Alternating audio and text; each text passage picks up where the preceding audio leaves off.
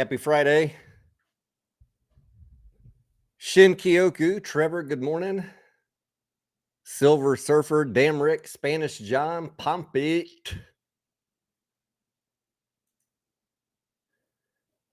We have in pre-market AMC $6.18. Ape at 163. I'm just trying to bring up the news here and see if there was any news. Hang on one second.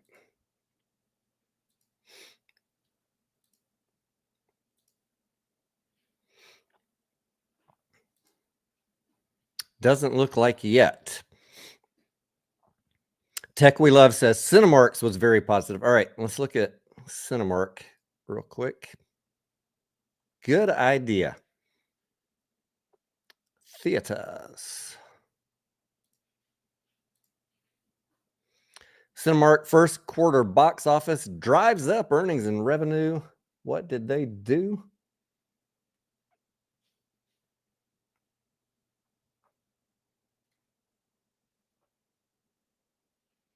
Total revenue increased 33% year over year to $611 million. They redeemed $100 million of senior secured notes. This is Cinemark.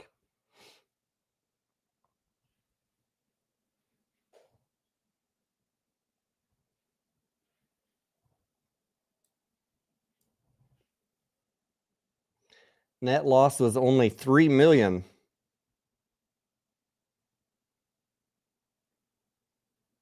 Boy, we would be on fire if we reported a net loss of only $3 million. And diluted loss per share was 3 pennies. All right. Well, hopefully we got some good news headed AMC way like that. Steven, what's up? Steven says, I just read the entirety of the defendants and plaintiffs brief, and wow, we are on the right side of history. You mean we called it correctly, Steven? I already saw some of the videos being put out. Oh boy, Project Popcorn. Adam Aaron made a plan, Steven, to save the company from running out of cash. Does that make you angry, guys? We're gonna keep it friendly here this morning, though, Steven.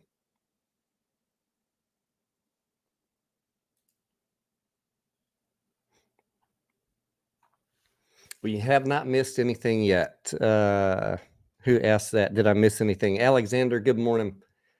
I'm still getting all the supercomputers spun up here. That snooze button was looking mighty spicy this morning. Got started about 15 minutes later than I wanted to, as far as rolling out of bed and checking the news and shit.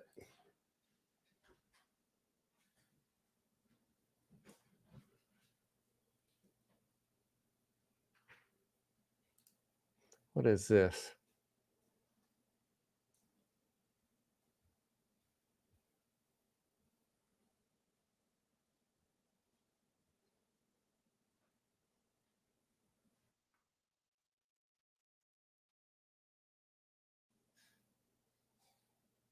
Yeah, all the usual shill accounts on Twitter are just having a field day with this Project Popcorn thing. They think it was inside job sabotage.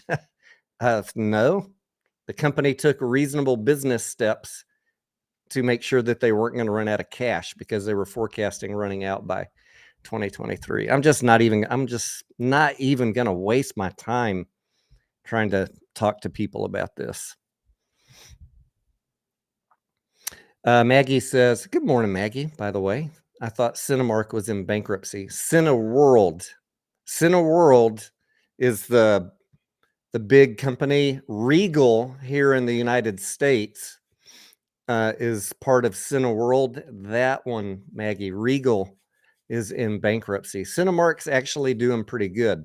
Cinemark is a different company. So in our top 3 in the United States, we have AMC, Regal, and Cinemark. Trevor says, man, am I tired? Yeah. Go get you a coffee, Trevor, a Bang, a Vibrant, something.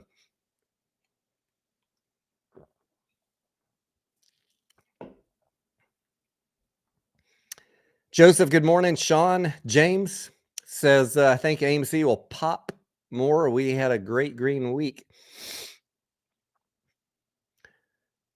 Dolph Dorkin, good morning. Joseph, G Immortal, Tony, have you seen Benzinga's review regarding AMC debt? I have not.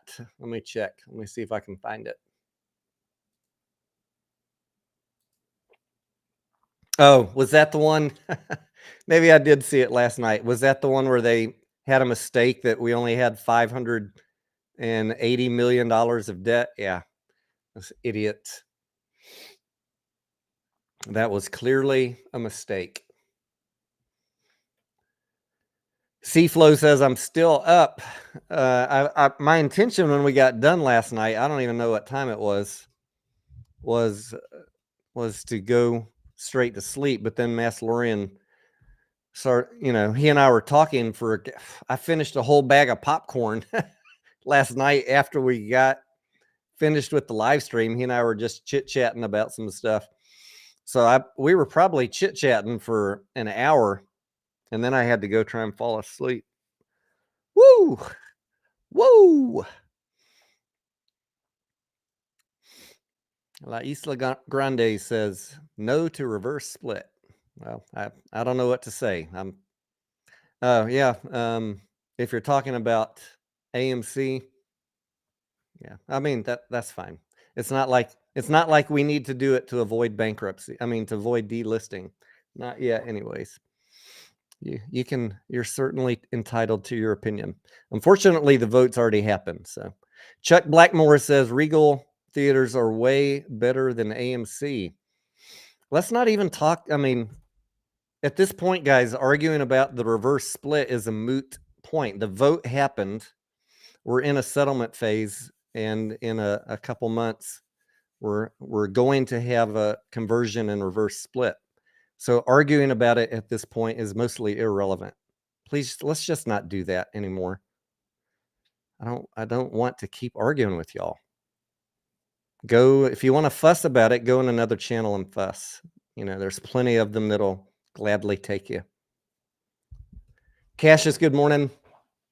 Steve's, good morning.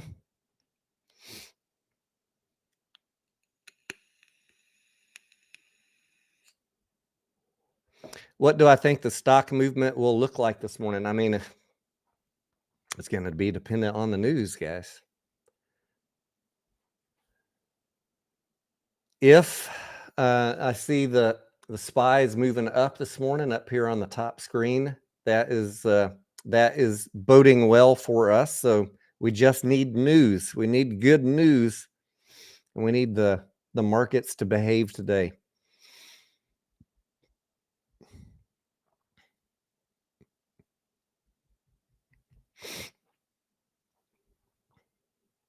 Dan Spencer the third in the house. What's up?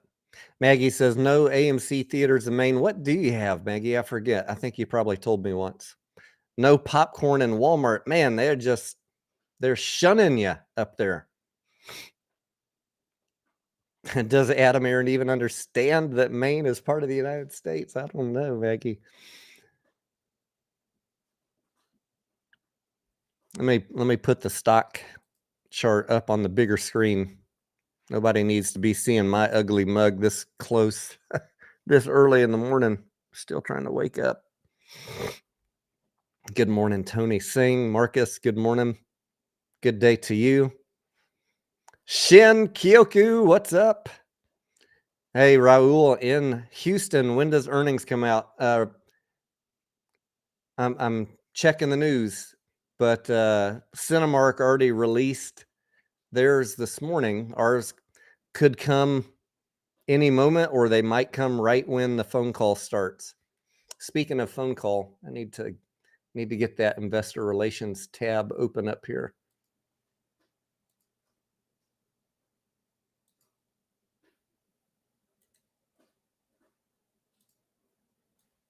I think that's a good rule. I mean, for the next 2 months, anybody that wants to complain, a good rule I'm going to just enforce on my channel. For the next 2 months, anyone that wants to say vote no for the reverse split on AMC, we're not even going to entertain those conversations. The vote's done. All right, phone call.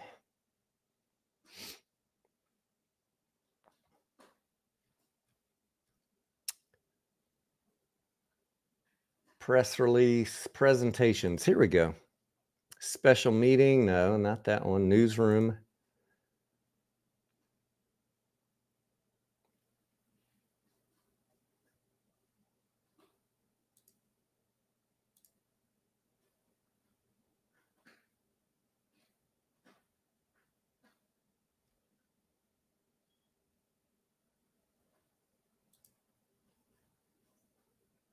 Webcast, 8:30 Eastern.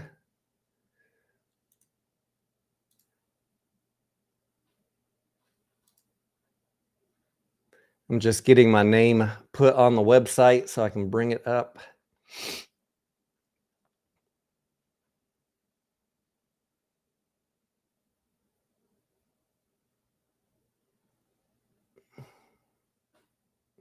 Well, thank you for registering.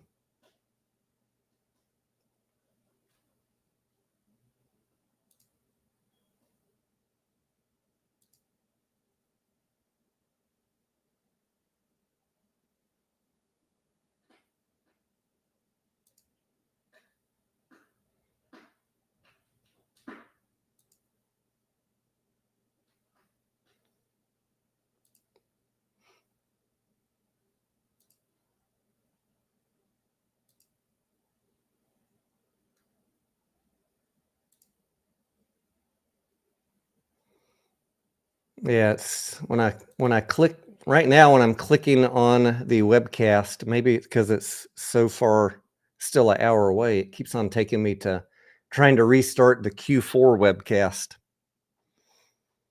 The viewer, good morning. LJJ, good morning. Saludos to you in Miami. Scott, good morning. R Baglio, what's up, my friend? Grandma Lou in the house. Thank you for hitting the like button, Daro. Mr. Fox says, I've been bearish on AMC for a while now, so let's see if I regret being patient. To load puts. Did you load some puts?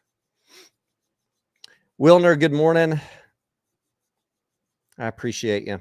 Stefano says, I doubt the reverse split happens anytime soon. It's not going to happen anytime soon. Nothing's happening till July. We'll get the settlement hearing probably on June 20th and 29th and 30th. And then the judge is going to go take a few days or a few weeks to do a written opinion. So we won't know anything till July. That's at the earliest, guys, at the earliest. She could take damn well 90 days if she wanted. There's no set timeline on how fast she has to write up her opinion. The op trader says, good morning from my dump truck in Toronto. Damn, you're up early and it's is it cold in Toronto or is it nice? What are my thoughts on Adam Aaron? I think, CEOs be CEOing, guys. That's about it. I have no signed merchandise, no signed t-shirts. I'm not a fanboy. I understand that CEOs have a job to do. I try and explain that to you. People take that as I'm fanboying for Adam Aaron. No, trust no CEO. Understand their job. If you can do that, you'll be successful in your investing career. You can understand why they're making moves. You can anticipate moves. The fanboys are the ones that are decoding tweets. My silverback. I don't do that shit here, guys. Never have. So I don't understand why people say that I'm a fanboy or an apologizer or a bootlicker. I'm just explaining to you what CEOs are going to do. It's really that simple for me. Go back and look at all the people calling me names. They're the ones like, look, look at this exciting tweet. Let me decode it for you guys. Here's 5 videos decoding a tweet. That's a fucking bootlicker. Or, I'm just explaining the job. And he's trying to make sure they don't run out of money. That's it. It's really that is it.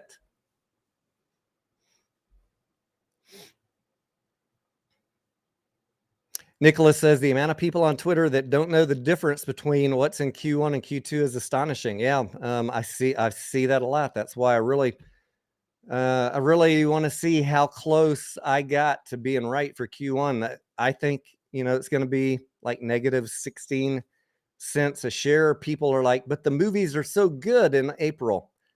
Yeah, but that'll be we'll find out about that, guys, in 3 months. Q1 was kind of it wasn't horrible, but it's not going to be a barnstormer, I don't think, unless they got something up their sleeve that I just completely missed.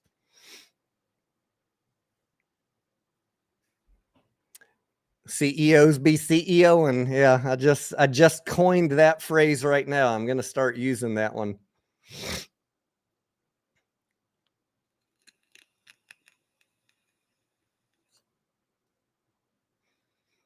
Who said that? Weirdo says I could care less about who the CEO is. I'm trading the price action. I can respect that too, my friend. Cassius, yeah, poo flinger. We do have shit. You're gonna get me in trouble. Avatar was in Q1. I looked through some of the Avatar numbers, mostly through Europe, and like it didn't hold up. It just didn't hold up in January in Europe. And when I look at domestic box office, who was that? Chuck. When I looked at domestic box office for Q1, we were talking about this the other day.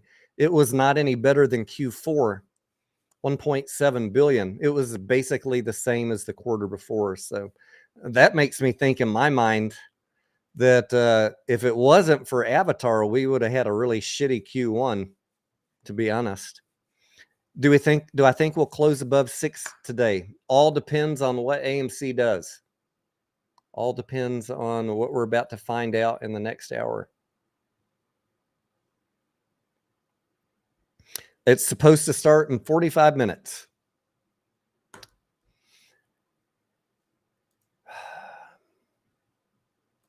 Let me keep on trying.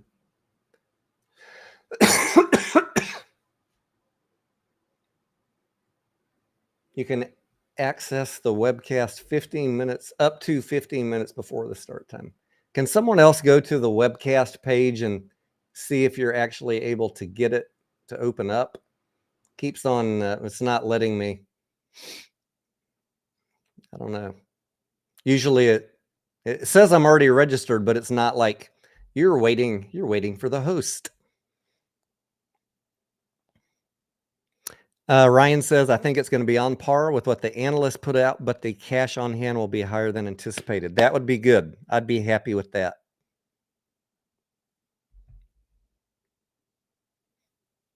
Joey says, it is a sad time with us being as divided as we are as a whole. It is, Joey.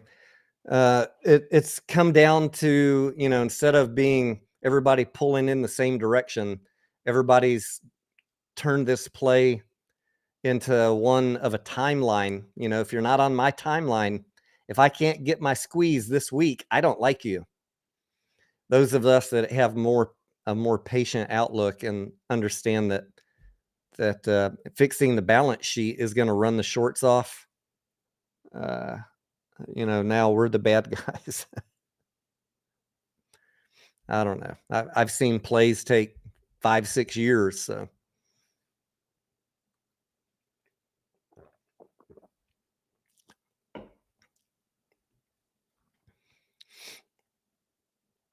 Dan says, I just hope the South African speaks. John Goodman, right? Sean Goodman. I was trying to do something unique and different for this webcast, but I didn't get it ready in time for the webcast. So maybe I'll do it after. Alexander says, should we all open the stream in the background? I don't know that it shows how many are listening, Alexander.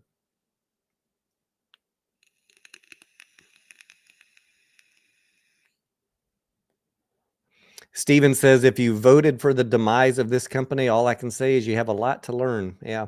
Unfortunately, there's a lot of people, guys, giving out advice that don't understand why fundamentals matter. You know, the buy Boxed, it's great. Buy Zila, buy Mullen, buy Bed Bath & Beyond.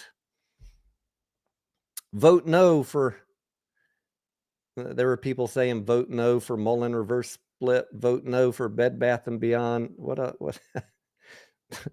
Who else is trying to do a reverse split right now? There's another company that I was looking at. I think it's Xela, Xela, and I'm not recommending Xela, but they can't get enough votes. They can't get enough votes, and by May 19th, they will be delisted. They keep on pushing out their vote because they can't get enough yes. And these investors that are in Xela, it's a trash company. The financials are a wreck.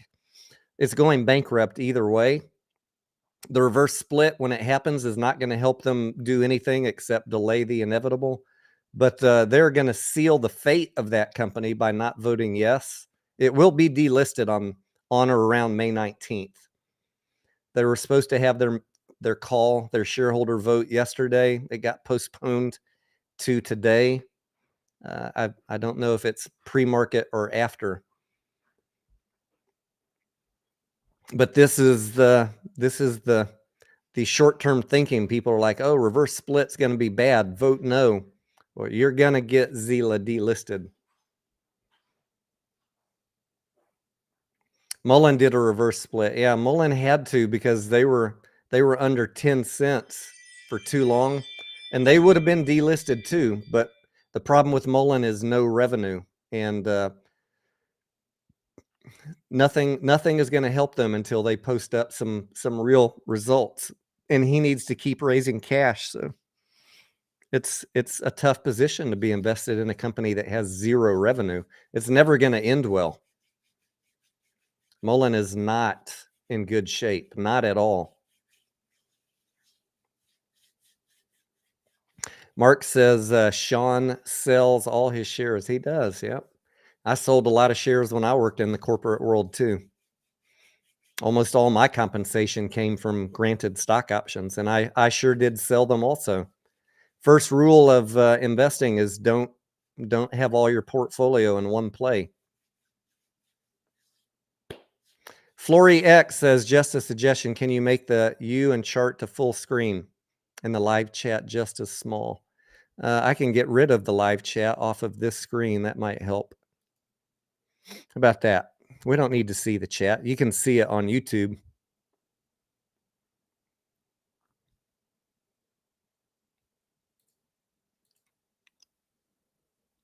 There's no we in trading, Mr. Fox. Yes, I agree.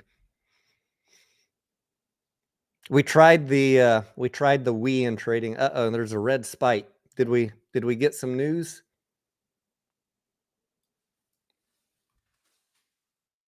Whoops.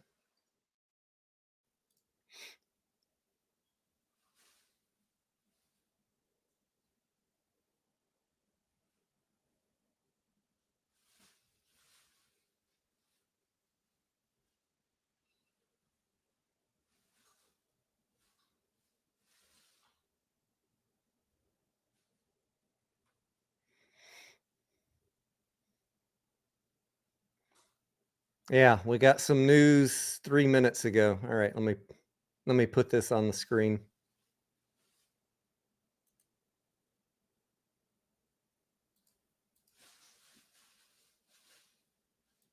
Earnings PDF. All right, let's see what we got. The stock price was going down. Total revenues grew to $954 million. I had forecast $924 million. Net loss improved by $100 million to $235. I think that's damn near what I projected. Let me just bring up my.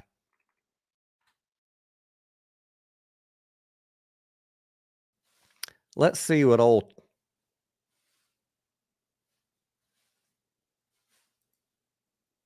Well, let me move that to a different tab while I get it working. Let's keep on reading through this. Adjusted net loss was $180 million. That's adjusted net loss. We'll talk about the difference between adjusted and real. Adjusted is AMC's massage of the numbers.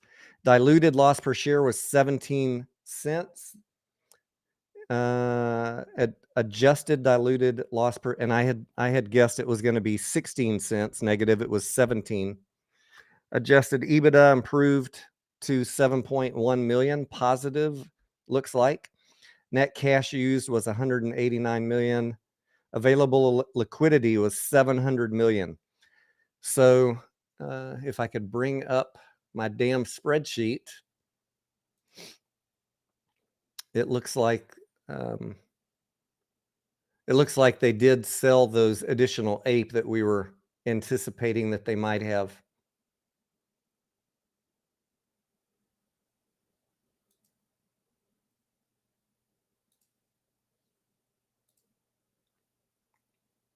So, I mean, that looks about exactly like what I forecast it would be. If I could bring up my damn spreadsheet, here we go. Open.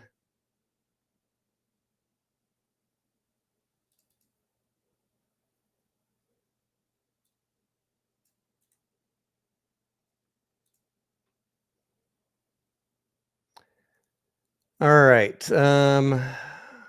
I had on my this was my forecast here. 924 million right here for total revenue. And we came in at 954. Net loss, I had it at negative 234 million. Sorry, negative 235. And it came in at, God damn, I nailed it within $500,000. It came in at 235.5 negative. I said 235. And then I was off by a penny on earnings. And then over here on the right-hand side, we had estimated that the cash was going to come in, that we were, if we counted additional ape sales, that we were starting the quarter with 700 to 770. And my high-end cash position was 535. They're saying available cash, including 208 million of undrawn capacity, was 703. So subtract 208, that is just under 500 million. And I said the cash would come in before 465 and 535. So yeah, I exactly nailed it. Exactly nailed it.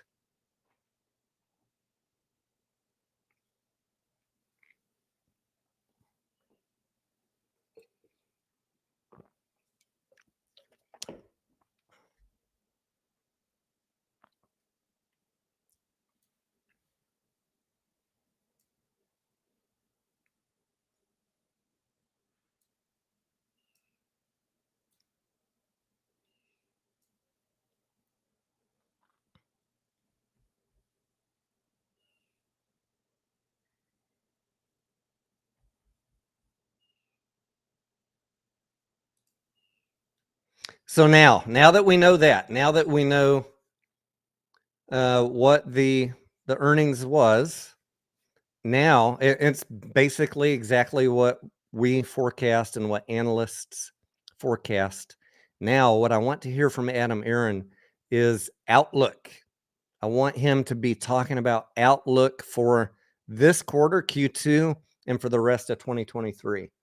That's what can make this stock move the rest of the day. There was nothing super exciting in the earnings.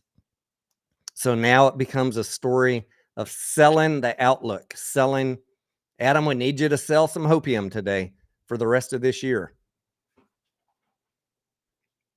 Ro M says, good morning. I fell asleep listening to you last night. Looks like Massalorian's still asleep. I haven't seen him try and pop in the back room here on Restream.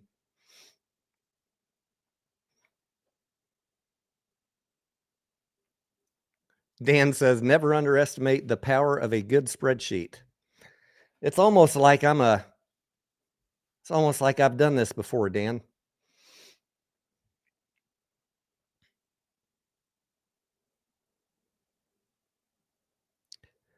Ryan, thank you. How are you getting to New Orleans? You driving? Does that deserve a shot, Patriot? No, this was not a shot worthy. Not a shot worthy earnings. Q2, we could be doing some shots, but I tell you what, if Adam Aaron gets the folks excited today and runs the price up, I'll do a shot. Lord, I really don't want to talk about drinking this morning. Still trying to wake up. Overview. Let me webcast. I cannot get the fucking first quarter webcast. I can't get the page to come up right. It keeps on trying to. Well, here's what I'm seeing. Has anybody else getting a different screen than this? Just says thank you for registering. If you have a Q4 account, you'll receive a reminder on the day of the event. Let me check my email. I do have an email. Wow. All right, let's see what that does. You have pre-registered. Here's the link. Let's see if this works.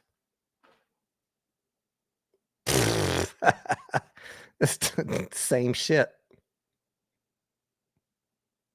Son of a bitch.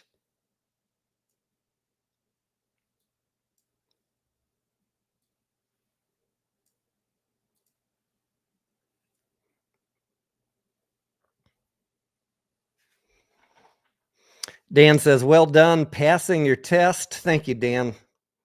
It's been a good week knowing that I got that out of the way. Now I've got to contemplate 18 months of hell taking three more exams.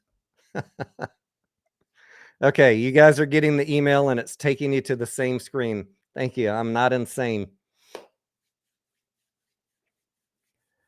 Kevin, you're going to hear lots of different numbers. People are going to get confused between the real earnings and the diluted, the adjusted earnings. There's going to be different numbers floating around. I only go by the GAAP earnings, the generally accepted accounting principles. AMC is going to spin out a different, better sounding number called adjusted earnings. And while that is good for publicity and people are going to, retail traders are only going to focus on the best number, but that is not the number that gets reported to the SEC. That's the one, if you back out depreciation and amortization, it's still a legit number, but it's not. For consistency, I don't look at that one. But yeah, I see it here, the bullet point. Adjusted loss per share was 13 cents right here. But the actual loss per share, the one that's going to be, if you pull up on AMC's income statement, you will not see this number, 13 cents. You will not see that. You will see this right here, 17 negative. So there are two numbers. Understand the difference. Hopefully that made sense. You got your one that's on the spread on the income statement. It's going to show negative 17. Then companies have the latitude, the leeway, the ability to create what they call adjusted earnings. If we just back out things that weren't a cash outlay, like depreciation or amortization, we can give you a better sounding number called adjusted earnings. And if we back those out, in reality, and it is a reality, In reality, it was negative 13 cents. But since every company out there can define adjusted earnings however they want, just for myself, for consistency, when I'm comparing quarter to quarter and company to company, I don't use adjusted earnings. But it's still a valid way to look at things, but you'll never find it when you go to an income statement.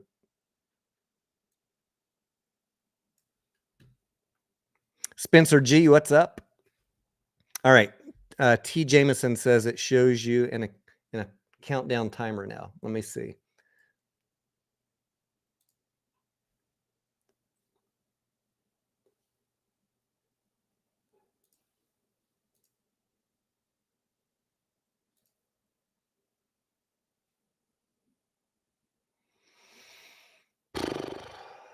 Son of a bitch.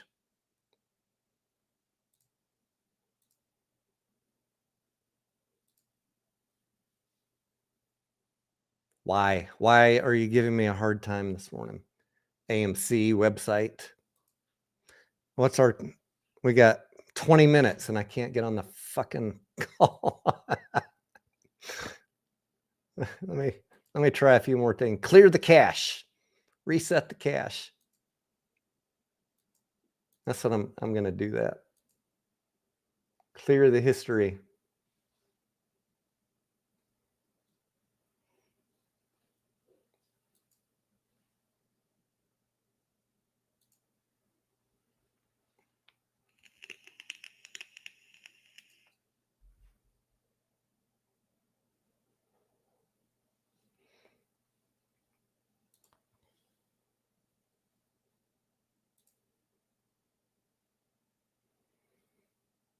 Clear browsing data. Yeah, let's do that.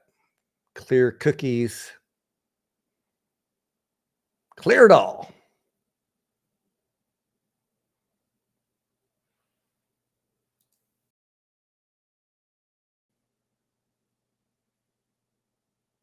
I could try a different browser. Yeah, I'll do that next. Thank you. That's a good idea.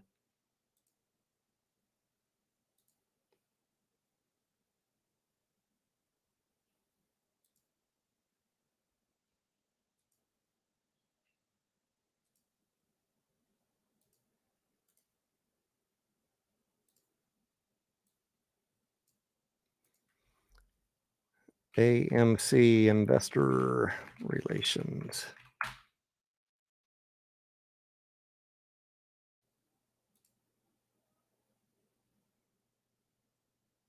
Okay, it looks like it's AMC and Entertainment first quarter earnings. Register with a Q4 account. Let me click on that.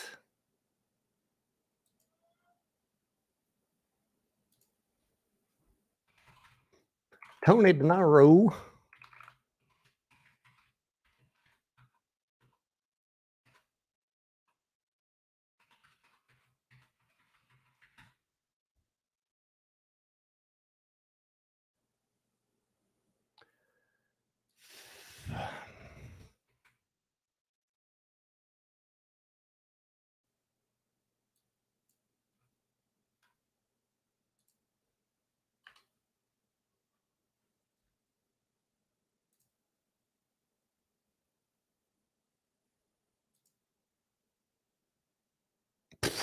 Same fucking shit. All right, let me pull up a different browser.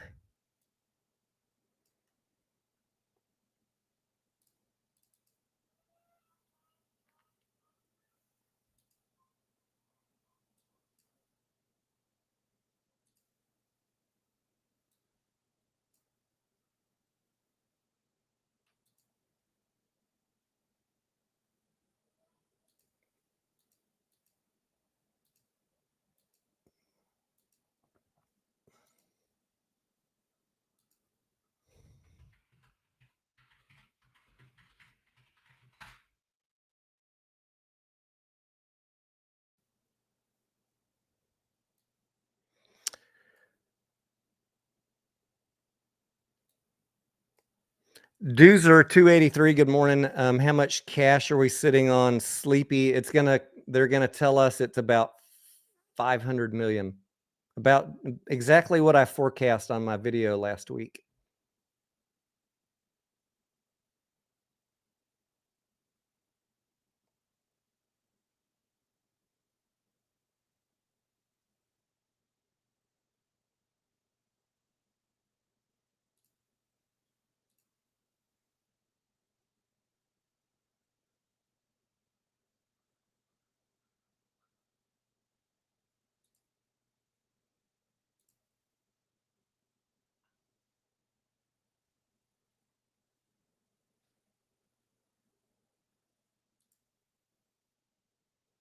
I'm getting the same fucking screen on Microsoft Edge.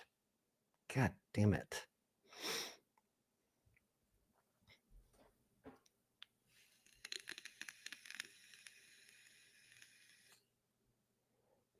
What am I doing testing for? Orchid, I've been, going back and forth about this for many years, even before I started doing YouTube, getting either a CFP or a CFA certification. And I finally decided a couple weeks ago to just go ahead and get the CFA, Chartered Financial Analyst.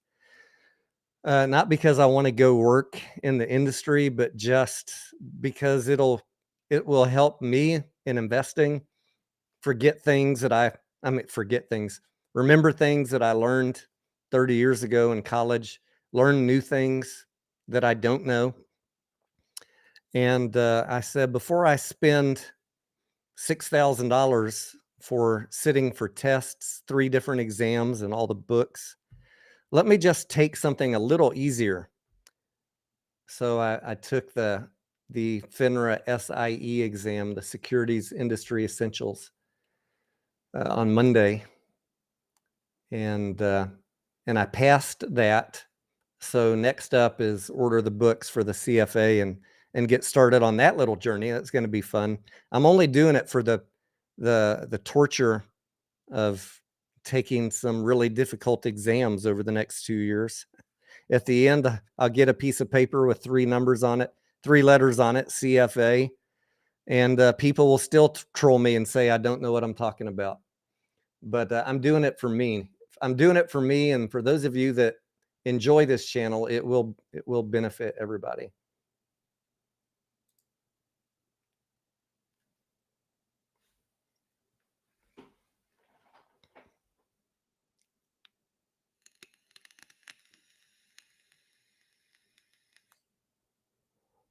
Yeah, we'll try it again at 7:15. 1 more minute.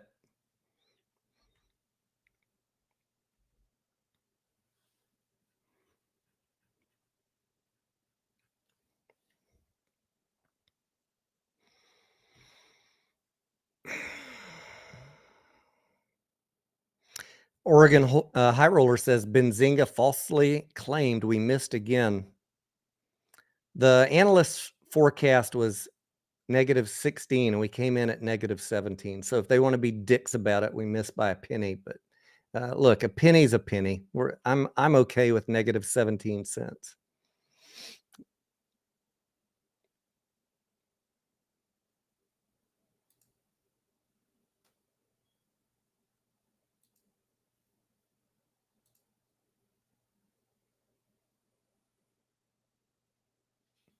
Oh wow, this is nice. Now they give you an option not to play the lobby music. Why is that important? Because I got demonetized one time for playing the fucking lobby music. Don't play. All right, we got it. Success. You guys don't have to go somewhere else. Good news. I'm going to move that up here to the other screen. The little bit of volatility we had on the news drop-in has already worked itself out. The news is pretty much exactly what Wall Street expected. So it's going to be a conversation about outlook for the rest of the year. That's what's going to drive today's price. How was that process? Are you asking about the SIE, Mr. Fox? I got the study guide for the SIE exam, and I read the book in about 4 hours, and I was like, this is going to be a piece of cake. And then I started taking practice tests I was like, where are all these questions coming from? I'm going to do a video about it today or this weekend. The damn practice tests had nothing to do with what I just read in the book. And I quickly realized that these books are pieces of shit. And I don't know what to say to that, except God help you. If you go into a SIE exam and you don't know what you're doing and you think that a book is going to help you, nope.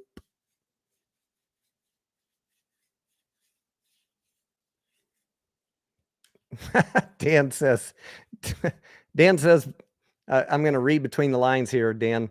Tony, being a non-hopium based financial analyst, just analyzing the fundamentals in the financial statements must be like putting your dingleberries in a vice sometimes. It is. It's not a popular opinion, Dan. I get cannon blasted from both sides of this damn play nonstop. Everybody hates me. You're not bullish enough. You like Adam Aaron too much. No, I'm right in the middle, guys. Someone's got to do it. Someone's got to be the person talking money.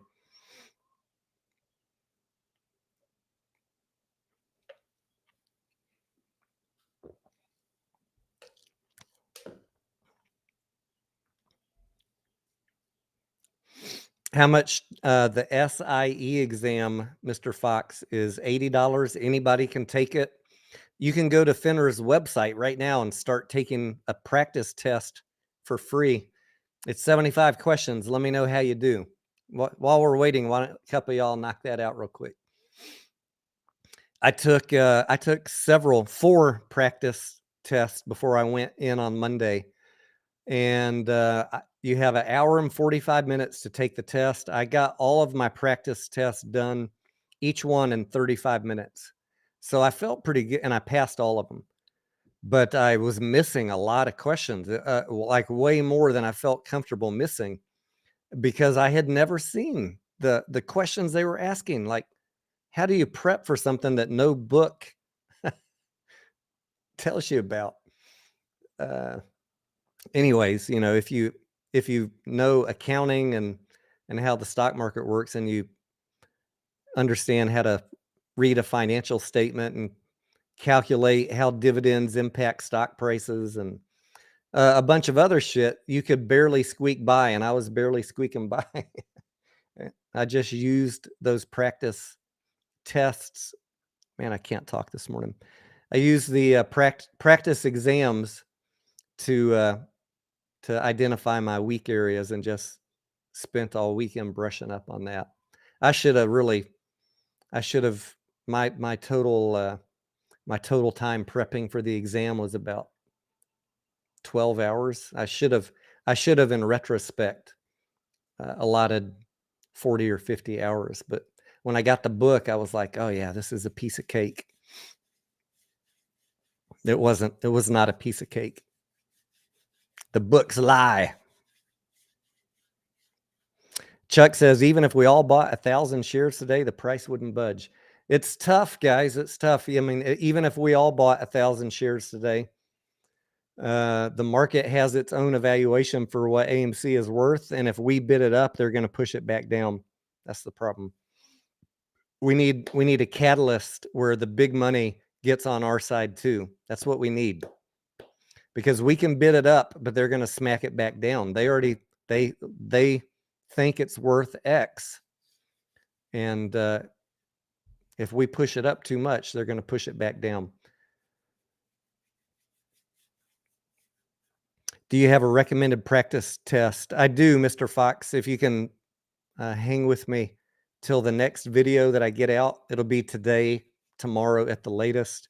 I talked to, after I've passed the test, and I was so frustrated, I called up a guy up in New York that coaches people. That he's a test coach. That's his business. I called him up and had a good chat with him, and he recommended a different company to me. This was the book that I used. Don't buy this. Don't buy this. I'll give you a link and all the information of the one that I probably should have used if I would have taken more time to research. More evidence that FINRA doesn't follow the book.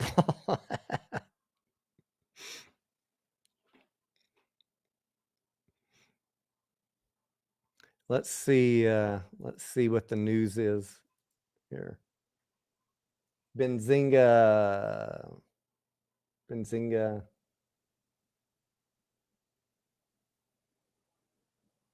And that's not the latest news that I was looking for.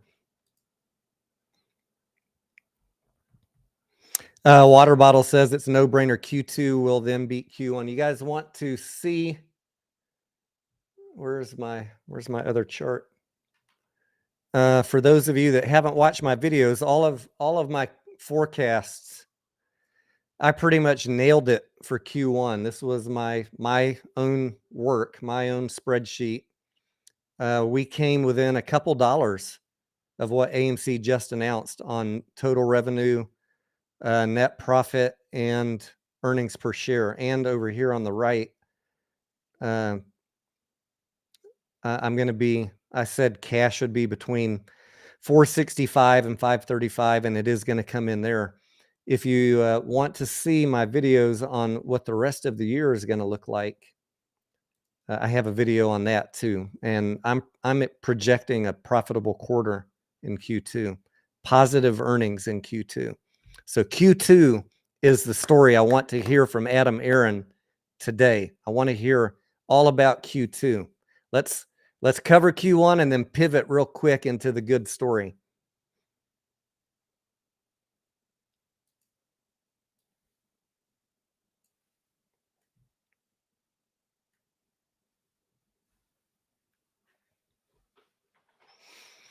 La Isla Grande, I don't know why anyone's talking about QSIP numbers. QSIP numbers have nothing to do with making shorts cover.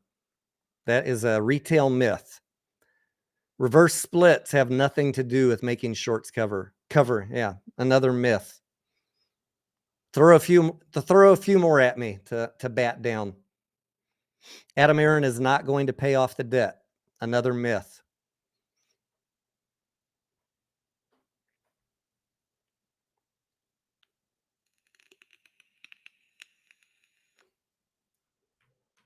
Unless, if he raises $4 billion, he'll pay off some of the debt.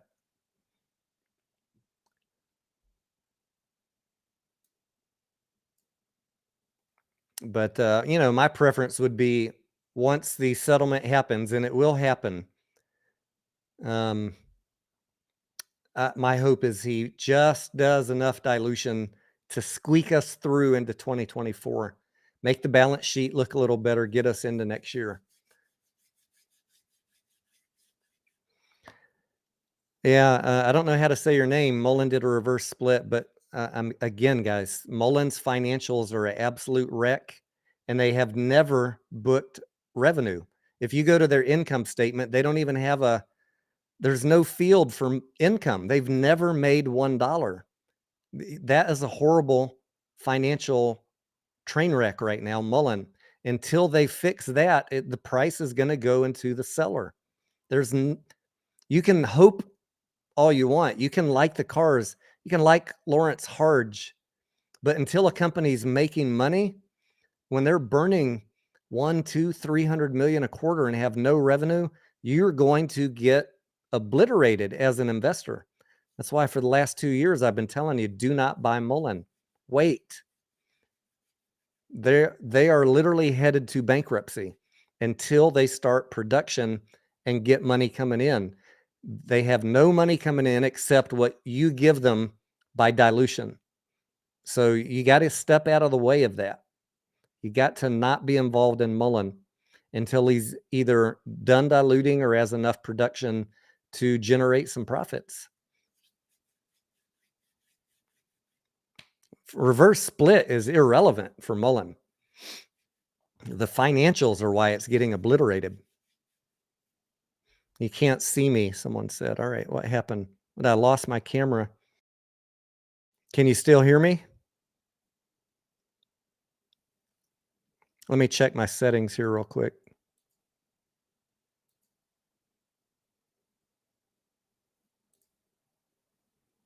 VCam, why did it switch to virtual cam? What's going on here? Can y'all still hear me? Okay, at least you can hear me. Sometimes my camera in the mornings is a pain in the ass. All right, the settings switch. Let me switch back to the camera setting and see if that there we go.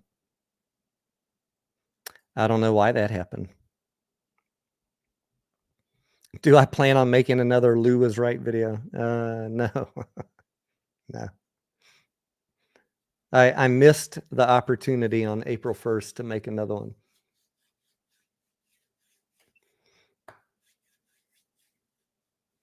Tesla was burning cash. Yeah, but Tesla had production, and they were the only real company making cars back then. They were the early entrant into the field. Now everybody else, guys, Lucid, Polestar, Mullen, they're all trying to play catch up. Even Ford and Chevy in the EV field, they're all playing catch up to Tesla.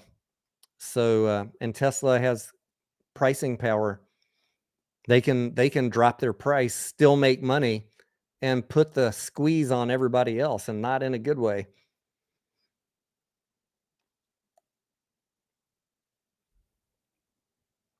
Thank you, La Isla Grande.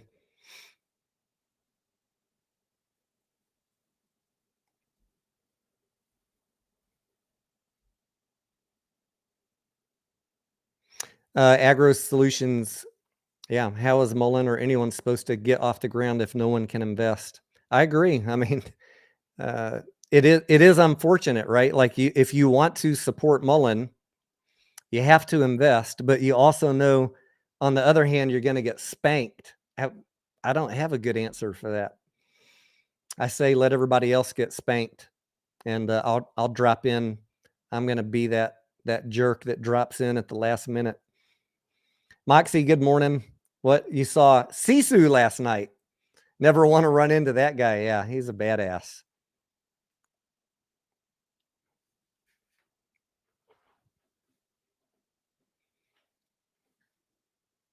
Is position close only a risk they tell you about within SIE? I don't remember seeing any questions about PCO.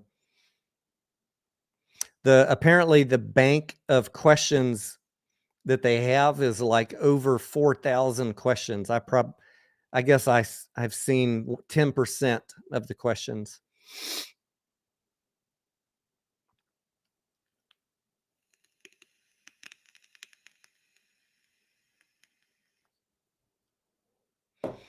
Bulltar says, how's your friend Thomas James? I've never talked to Thomas James, guys.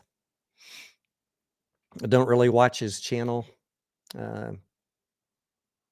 I've seen him. Obviously, I know who he is, but I don't watch a lot of other YouTubers. Well, what's he saying? He's somewhere over in England, I think. Philip, good morning. Paul says, what is my opinion on Casey Shaw's taco van? I love that van. What a great idea he had for having himself sit in a van like that.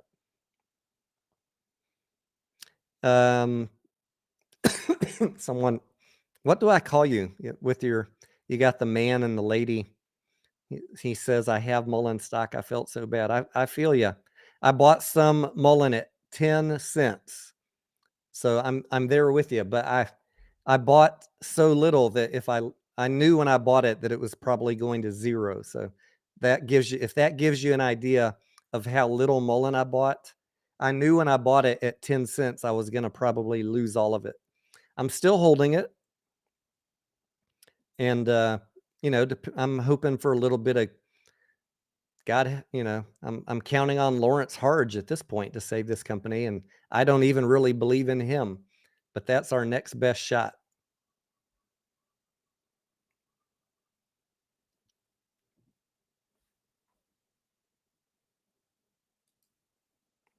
Alex, buenos dias. Good morning from Mexico. What part of Mexico, Alex?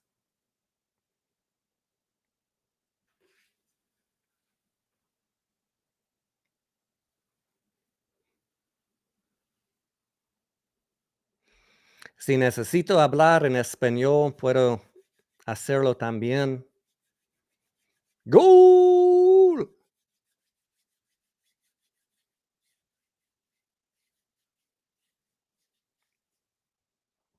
Dana says, "Is that a man and a lady?" I thought it was Asian. I think it's an Asian symbol that was carefully crafted to look like a man and lady, but probably is a symbol for something. The call has not started yet. No, I have it up on the other screen. Let me unmute it. Here's what I'm seeing. Normally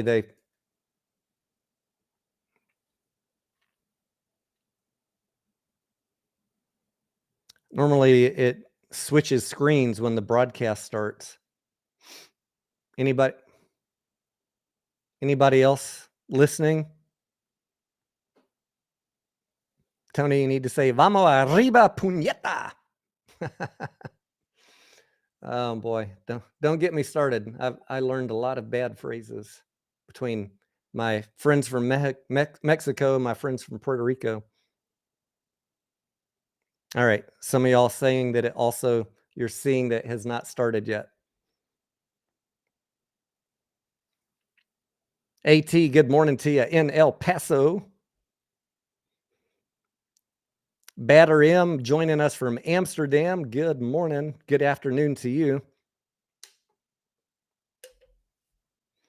One Speed Go in Puerto Rico. I was talking to Massalorian last night. He's like, "Tony, are you familiar with Puerto Rico?" I said, "I'm probably more familiar with Puerto Rico than natives. But I used to go there every Christmas for 2 to 3 weeks and just travel the island.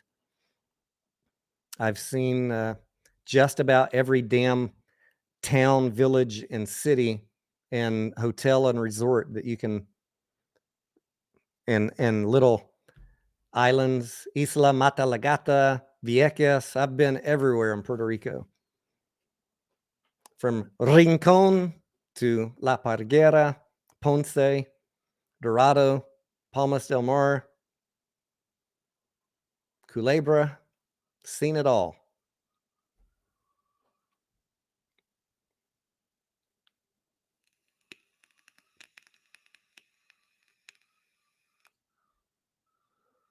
The weather here looks a little overcast. It's been, I'd say, 70s in the morning, low 80s in the day. I've had to turn on the air conditioner a couple times.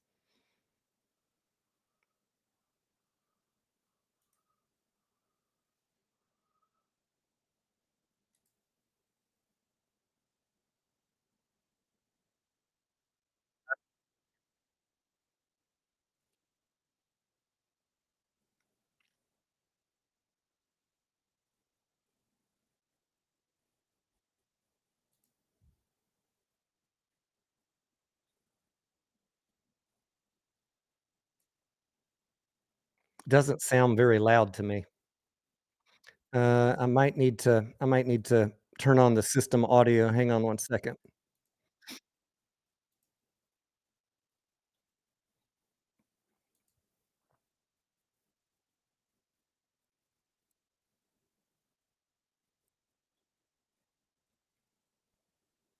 Several of the factors that will determine Can y'all hear that okay? future results are beyond the ability of the company to control or predict.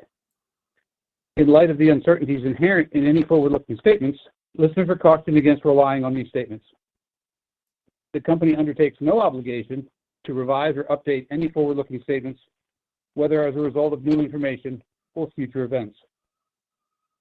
On this webcast, we may reference non-GAAP financial measures such as adjusted EBITDA, constant currency, free cash flow, operating cash burn, and operating cash generated, among others.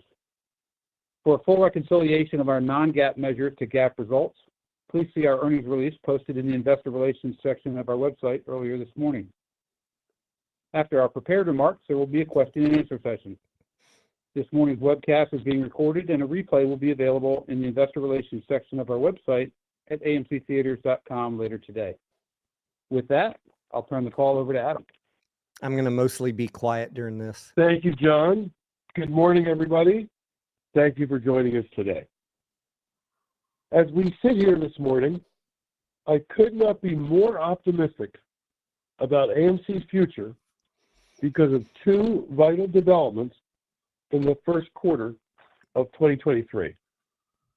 First is the clearly growing industry-wide box office, up in North America by some 29% quarter to quarter versus last year, growing to more than $1.7 billion in the quarter. And industry-wide attendance in movie theaters in our markets across Europe has risen even closer to pre-pandemic levels, higher to pre-pandemic norms than even the surging North American box office gained. Incidentally, that clearly growing industry box office has continued in April and so far in May.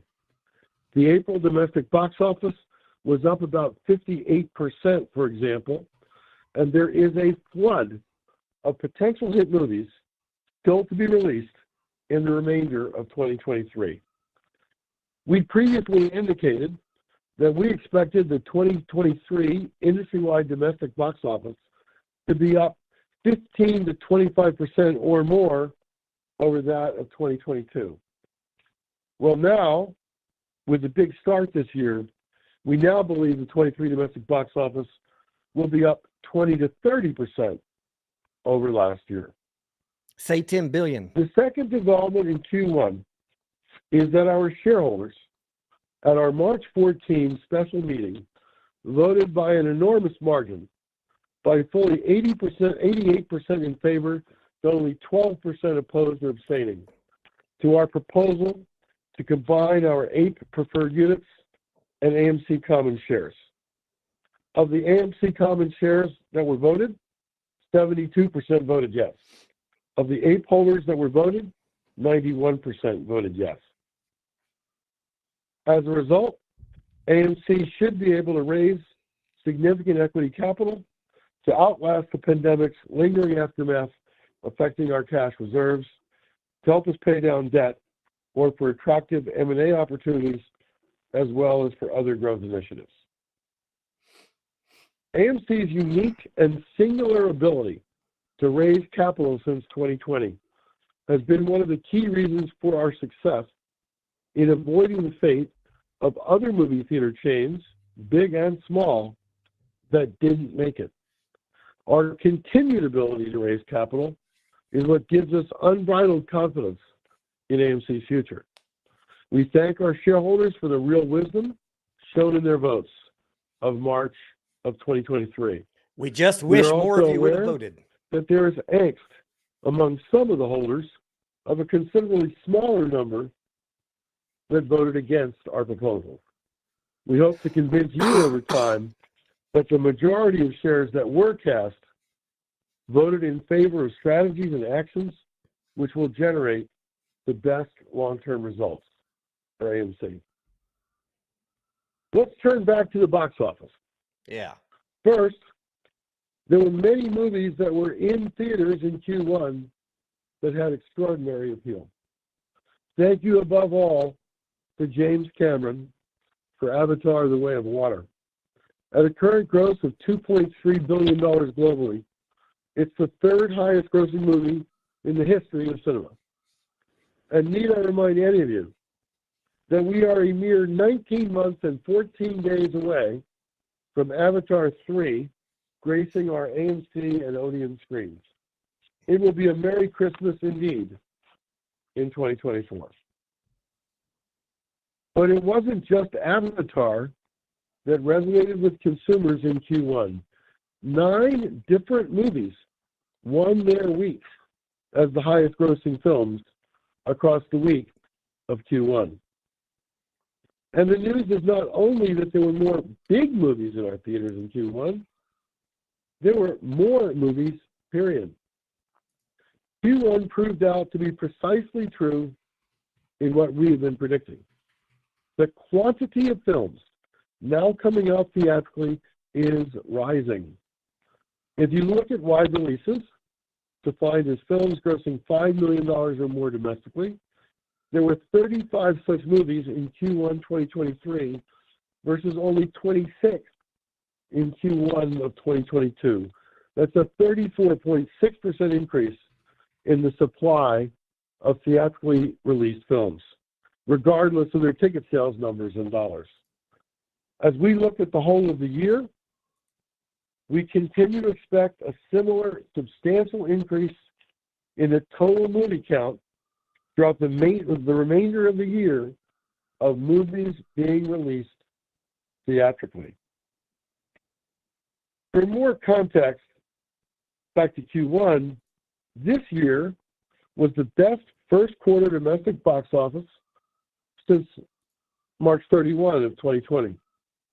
And while still in a recovery mode, at 72% of 2019's pre-pandemic first quarter, the first quarter of 2023 represents a significant improvement compared to last year's first quarter, which was only 56% of 2019 levels. 56% a year ago, 72% this year. Still rising. As for AMC, the first quarter's box office success for the industry translated into AMC's strongest start in 4 full years. AMC exceeded consensus market expectations for revenue. We exceeded consensus market expectations for adjusted EBITDA and exceeded consensus market expectations for adjusted net income, as well as exceeding consensus market expectations for adjusted EPS. AMC enjoyed a 21% growth in global revenues to $954 million and a $69 million improvement in adjusted EBITDA, up from a $62 million loss in EBITDA a year ago to positive $7 million this year. Indeed, Q1 of 2023, combined with Q4 of 2022, marked the first 2 consecutive quarters of positive adjusted EBITDA since March of 2020. More than 47 million guests visited an AMC theater worldwide in the first quarter of 2023. 47 million guests stands in stark contrast to the naysayers and doomtellers of conventional wisdom who loudly but wrongly predicted that movie theaters were dead and an anachronism of bygone days. Those 47 million people tell us, as we have known for years and years, that movie theaters are very much alive and very much the center of the cultural fabric of the United States for years and decades to come. Also, as those 47 million guests came into our theaters, boy, did they eat and drink. Our food and beverage revenues per patron were eye-popping at $6.90 per patron globally and $7.99 per patron in the United States. This is so far above pre-pandemic consumption, and it's occurring in a very high-margin business for us.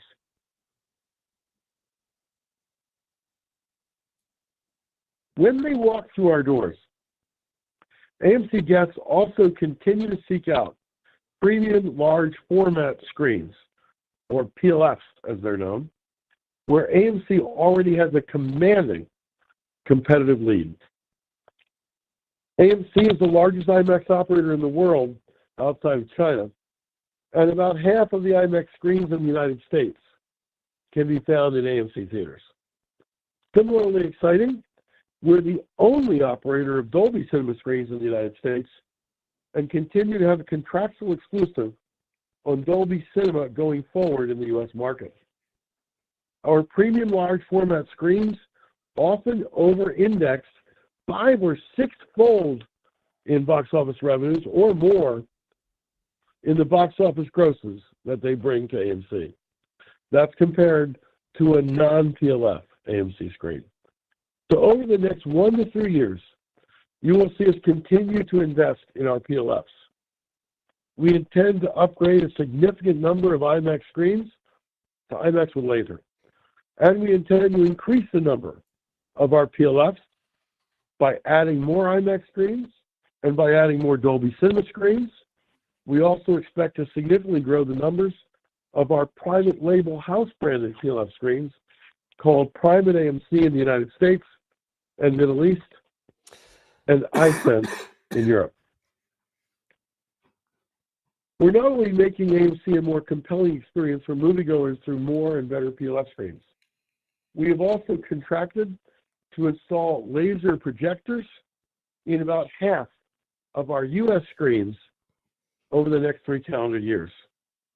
Laser projection increases the light levels on our screens by 50% to 100%, which makes the pictures much brighter, much sharper, and more vivid. It's also our biggest green initiative ever in our company's history, as laser projection consumes far less energy and there are no xenon bulbs to throw away in landfills. Installation of laser at AMC started back in 2022, and it is going extremely well. The fact that I'm talking about the investments we will be making in upgrading and enhancing our product projector is in itself enlightening and revealing. During the height of the pandemic, when we were fighting for survival, $15,000. long-term planning around here was like a week from Thursday. But now, as we become ever so much more confident in AMC's vitality, we can actually look forward again to our longer-term future, and specifically, how we can improve the appeal of our theaters and how we can grow and transform AMC through M&A activity. Make no mistake, we are not out of the woods yet. The box office, while elevated, is not yet back at 2019 levels. And I previously indicated that I believe COVID will be a 5-year detour for the movie industry. We just started the 4th year in our ramp up to eventual normality. But we are indeed on an improving ramp. Domestic box office revenues, as a basic placeholder of size for our industry, was above $11 billion for 5 years in a row between 2015 and 2019. But it was only $2 billion in 2020, then $4.5 billion in 2021, $7.5 billion in 2022, and no guarantees here, but we believe the domestic box office revenues are likely to be $9 billion or considerably more than that in 2023. That also is an upwards ramp. Or look at AMC EBITDA, which was $771 million in 2019. Incredibly, seemingly overnight, it sank to minus $999 million in calendar year 2020, minus $292 million a year in 2021. A positive but paltry $46 million in 2022. And if you combine first quarter actual results for 2023 with analyst consensus estimates for quarters 2, 3, and 4 of 2023, that EBITDA number would be hundreds of millions of dollars higher in 2023 than was the case in our 2022 results. Look at the trend. $771 million pre-pandemic, falling to negative $999, negative $292, positive $46, hundreds of millions of dollars higher than that now. Again, that's a confidence building and encouraging upwards ramp. In summary, we just posted encouraging and excellent Q1 results, and we have excellent things coming down the pipe for moviegoers as we go forward. I'll be back to talk briefly about a few other important topics after Sean goes into more detail about our operational and financing results. Our CFO, Sean Goodman. Thank you, Adam. And thanks everyone for joining us this morning. 2023 is off to a really good start, with our consolidated revenue up 21.5% or 24% in constant currency compared to the first quarter of 2022. The highlight of this being food and beverage revenue. Food and beverage revenue is up 30% or 32% in constant currency versus the same period last year. Overall, our attendance increased by almost 22% over Q1 2022. Revenue per patron was in line with the prior year, or up 1.7% in constant currency at $20 and the price starts 45 going cents. down as soon as this. And it's worth noting that this revenue per patron is some 36% higher in constant currency than pre-pandemic in 2019. In the North American business, the total revenue increased by 25.1% compared to Q1 of 2022, with admissions revenue per patron decreasing by 1.5% to $11.87, and food and beverage revenue per patron increasing by 6.2% to $7.99. This is an all-time record. Note that admissions revenue per patron in the quarter was impacted by an increased proportion of discount tickets during our Tuesday discount program and A-list subscription member attendance. In the international business, on a constant currency basis, total revenue increased by 21% compared to Q1 of 2022, with admissions revenue per patron increasing nearly 6% to $10.61, and food and beverage revenue per patron increasing by 12.5% to $4.96. This is another all-time record. And this growth is further supported by increased premium format or PLF penetration, with PLF revenue representing 29.2% of domestic admissions revenue in Q1 2023. And this compares to 21.7% in the first quarter of 2022 and 19.9% in Q1 of 2019. And then our international markets, premium format revenue represented 24.1% of admissions revenue compared to 13.1% in Q1 of 2022 and 10.6% in Q1 of 2019. Clearly, guests are increasingly appreciating the premium experience offered by our IMAX Dolby and AMC Prime offerings. Our strong revenue growth per patron is being achieved as guests increasingly choose the premium auditoriums and indulge in our innovative food and beverage offerings, including movie-themed cocktails and collectible items. Our initiatives to optimize revenue, including blockbuster pricing, are yielding positive results, and the increased adoption of our industry-leading AMC app and targeted marketing initiatives are all helping to drive revenue growth.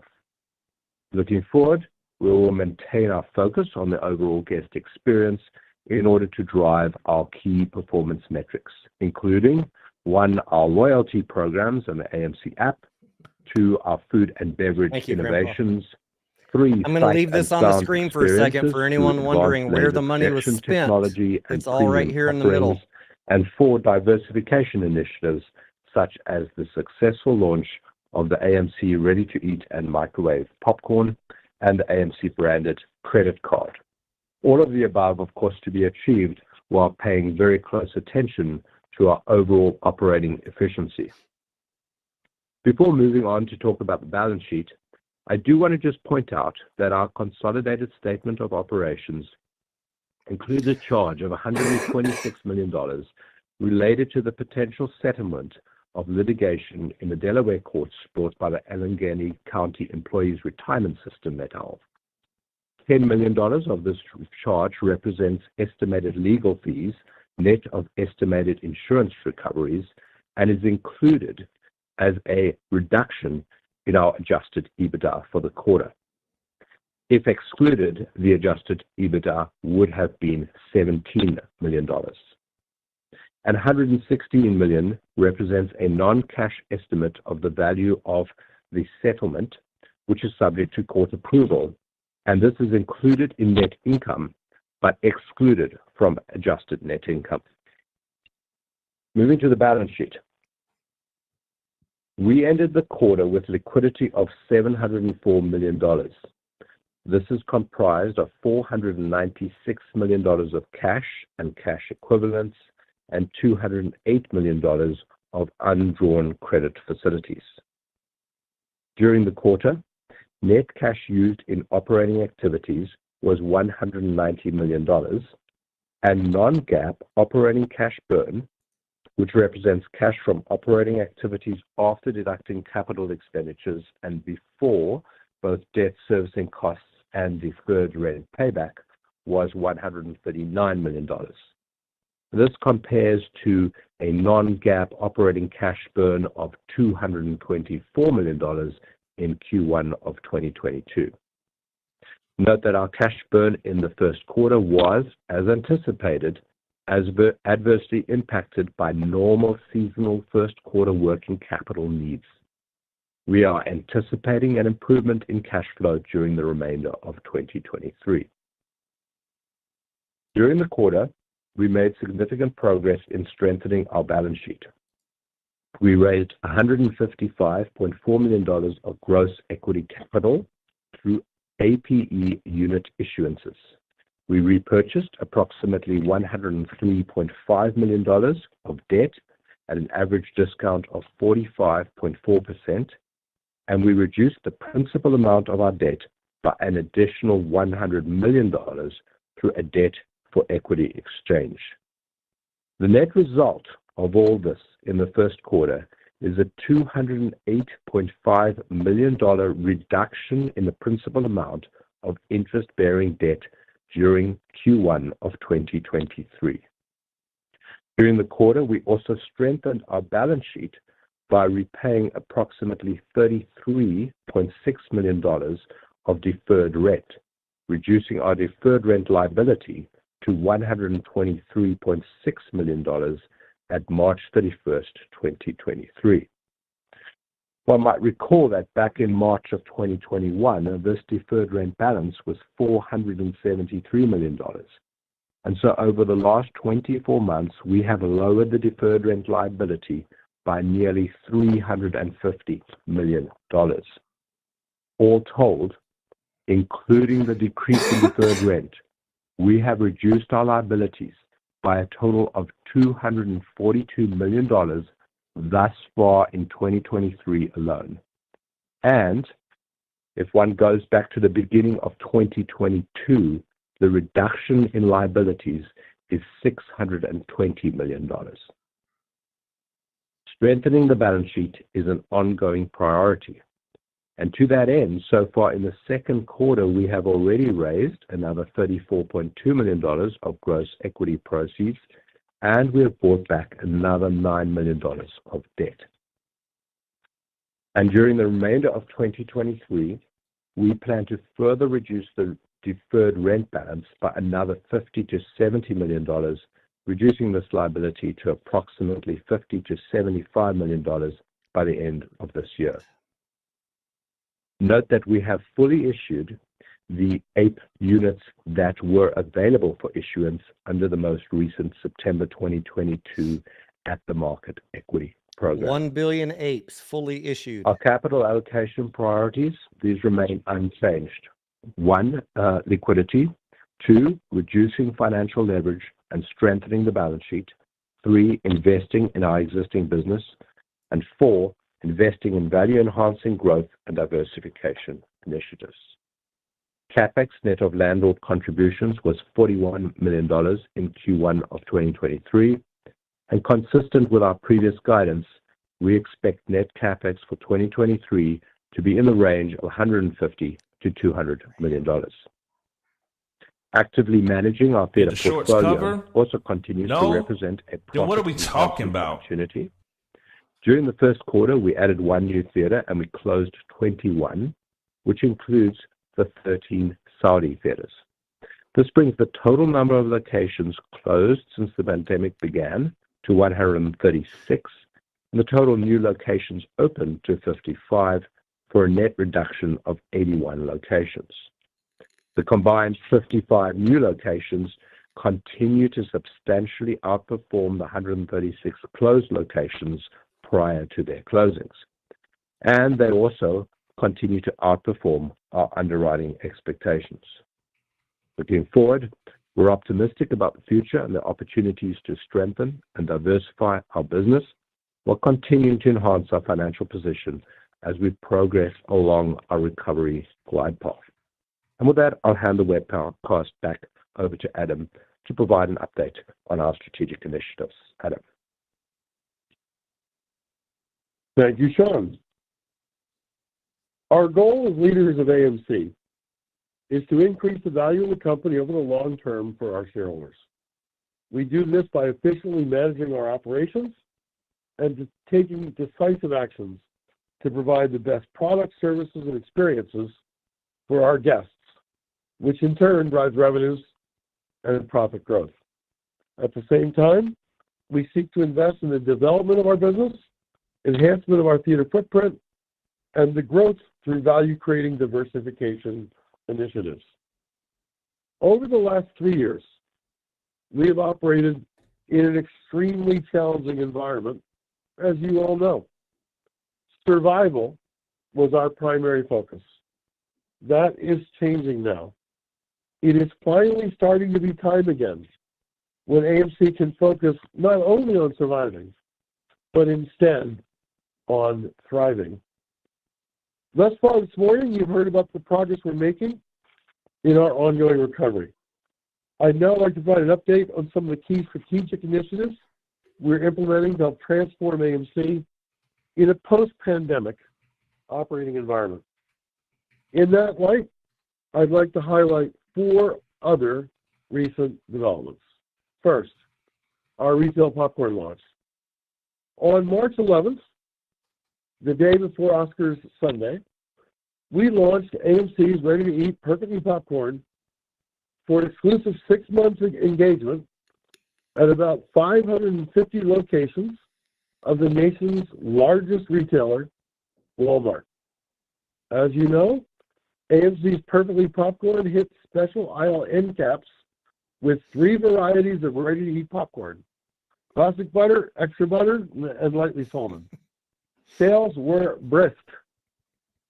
In fact, so much so that most of the Walmarts sold out of their initial supply. Let's fucking go. Not only are we very pleased by the initial positive consumer reaction, but so too Walmart is pleased. Importantly, the second Money phase Long is of our trying to exclusive conflate. Walmart launch Ape is not began illegal. on April 29th. It was not free. Don't you when got to we keep scaled your. up the supply It's 2 chain different arguments. with the distribution of Come on, AMC's guys, be ready-to-eat smarter. popcorn You're gonna hitting have to try the harder shelves than that on this channel. at approximately 2,600 Walmart stores, and for shipping nationally Anybody in who the can United read States by now on Walmart. what Allegheny told you, they know AMC's it was not microwave illegal. popcorn was Go also fucking read, introduced guys. Come on. at that time I want to keep you at here, but you got to Walmart be able to across the read. country as well.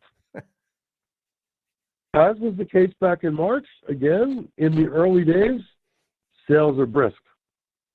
We think that our home popcorn is going to turn into a substantial business for AMC.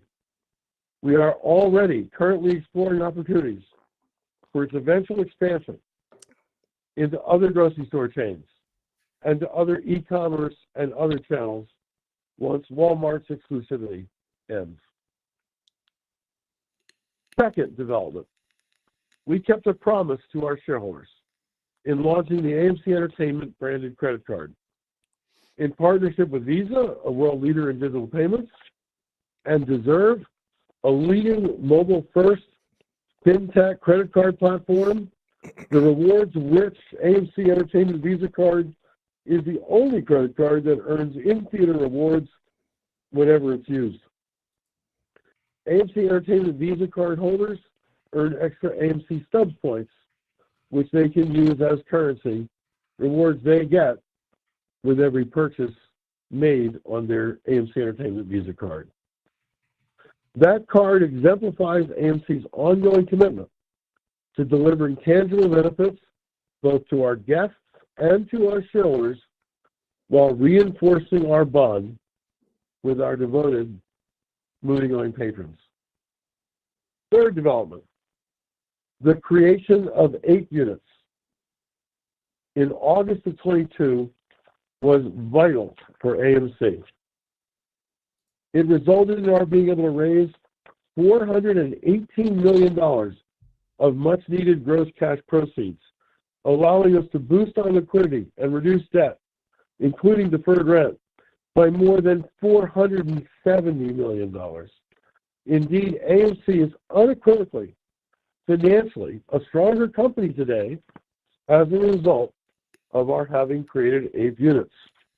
Nonetheless, despite having the same economic and voting rights as our AMC common shares, 8 units have consistently traded at a substantial discount to AMC common shares. That discount creates inefficiencies that increase our cost of capital and cause unnecessary and preventable dilution. Therefore, after careful thought, the AMC board presented proposals to amend our corporate charters to simplify our capital structure via a reverse stock split and a conversion of 8 units into AMC common shares. Based on your vote on March 14 to approve such amendments, we think our shareholders overwhelmingly agree with the importance of doing this.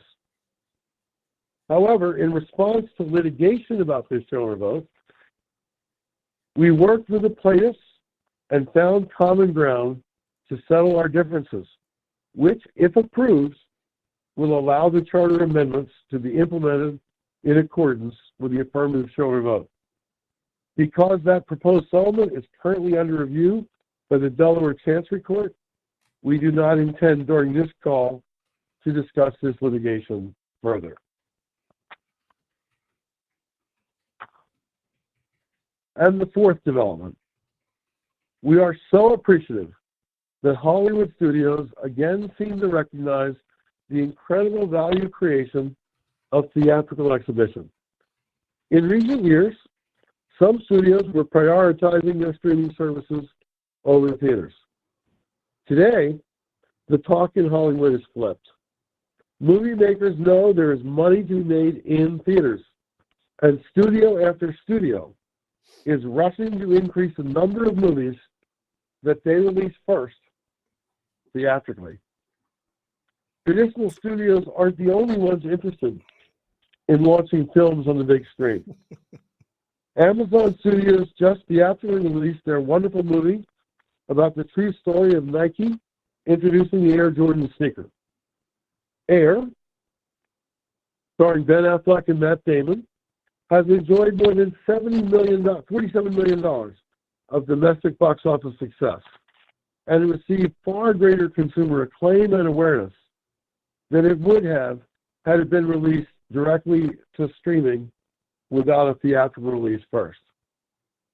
And we look forward to showing 2 Apple theatrical releases later this year. The highly anticipated Killers of the Flower Moon, distributed by Paramount, directed by Martin Scorsese, and starring Leonardo DiCaprio and Robert De Niro. In addition, the riveting movie Napoleon, distributed by Sony, directed by Ridley Scott, and starring Joaquin Phoenix. These initial releases by Amazon and Apple could be just the tip of the iceberg of new content for AMC. There have been numerous press reports that these 2 tech giants each plan to spend about $1 billion per year on movies that will be headed first to theaters prior to going on streaming platforms. This means that you'll be able to watch in the friendly confines of an AMC theater or an Odeon cinema on our big screens Amazon and Apple movies that's potentially $2 billion of new content annually headed for theatrical release. We can't wait to showcase their films. So, in conclusion on this call, we could not be more optimistic about the prospects for the movie slate of films coming out during the remainder of 23, except only to say that 2024 looks even better. The 2023 Q1 financial results, coupled with a strong start to the second quarter, make us confident about the path we are on towards an ongoing recovery for AMC in 23, 24, and 2025. And as I conclude, a special final word to the apes. I have greatly enjoyed meeting so many of you in our theaters. I personally hosted 23 movie screenings in 22 different cities over the past 18 months. And I do my next one in Berlin, in Germany, on May 13. I also greatly appreciate your communicating with me on Twitter. As I think many of you know, I write all of my tweets myself, and I devote about an hour a day to reading the voluminous inbound comments from you about AMC. It is illuminating for me to hear what you have to say. I am a better educated and a better able CEO because I get to hear your views directly Praying for patience and unfiltered. Thank you for your ongoing support. Thank you for your passion and enthusiastic commitment to AMC. And I look forward to your seeing any number of great movies that will be playing on the big screen of our AMC theaters and Odeon cinemas in the weeks, months, and years ahead. Sean, let's now move to questions, both from shareholders and from industry analysts. Thanks, Adam. Let's start with a couple of questions from our shareholders. The first one here is, are there any plans to enhance or expand our AMC loyalty programs? Yes. What a surprise. Yes. So, two of the most important marketing programs that we have, let's say three of the most important marketing programs we have. One is A-List, of course, our subscription program that entitles people to see up to 3 movies a week for $20 or $25 a month plus tax. The other is AMC Stubs, in which we have 2 tiers, Insider and Premier, that allow moviegoers at our theaters to earn discounts and freebies when they return to AMC theaters in future as a reward for their current spending at AMC. And third is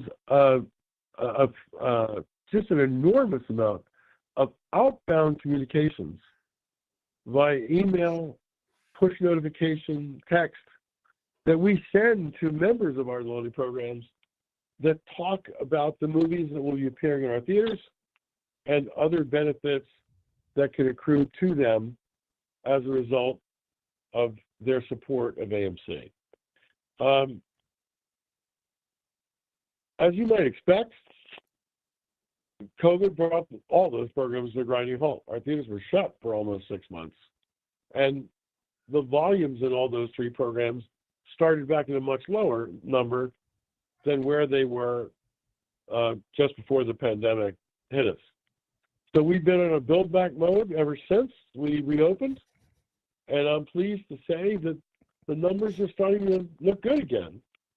We have a significant number of A-List members, and there are a lot of possible enhancements to A-List that we're thinking about and talking about for 2023 and beyond. One of the most interesting of them is there's something called churn, where A-List members, a small number, but each month some of them drop out. And we don't want to lose those people as AMC customers. So one of the things we'll be aiming to do is to communicate directly with former A-listers who, for whatever reason, have not decided to continue with the program and try to keep them loyal to us. Turning to the Stubs program, there are a whole host of initiatives that are now being tested in some markets. We'll see which of these tests meets with positive consumer appeal. And we're going to do interesting new things both for insider members and for premier members. And as I said, we're testing a variety of options right now in small quantities in certain markets around the U.S. As we learn which of our initiatives are testing well and producing good results, we'll start to roll that out nationwide. And as for the communications program, it's ramping right back up. And again, moviegoers at AMC can continue to expect that we'll communicate to them based on their specific movie-going preferences. We do, after all, know what movies you went to see. And so it makes sense to talk to you about the kind of movies that you historically have liked as new similar movies come out in the future. Thanks, Adam. That's great. The next question here asks about, will AMC expand the distribution of retail popcorn to grocery stores and perhaps in international markets? And also, is it possible to arrange for the shipping of AMC merchandise internationally? So the answer to your question is almost definitely yes, mostly. So definitely yes. We would like to expand where AMC Perfectly Popcorn can be bought in the United States. The reason we were so eager to give Walmart a 6-month exclusive is, Walmart's one of the great retailers of the world, and it's very rare that there are product launches that start at 2,600 Walmart stores across the United States. They showed great enthusiasm for our product, and therefore we were willing to give them a head start. But you can be sure that we'll be talking to just about every major grocery store in the country. We'll be talking to convenience stores in the country. We're looking at other possible places to buy AMC Perfectly Popcorn through e-commerce. It has been suggested to us that we ought to sell it on Amazon.com, for example. It's been suggested to us that we ought to sell it on AMCtheaters.com, in addition to it's being available at Walmart.com. We're also going to look at other unconventional places potentially to showcase AMC Perfectly Popcorn, like, for example, sports stadiums, company cafeterias that are privately catered. When I say privately catered, I don't mean like fancy privately catered. I just mean, they're companies with big companies with big cafeterias. And hopefully we can get in there too. It might just be the best food that is found in the company cafeterias. So there are a lot of places that we can take it after the 6-month Walmart exclusive.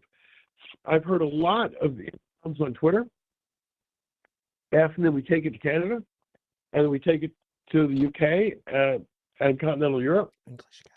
It's a little harder because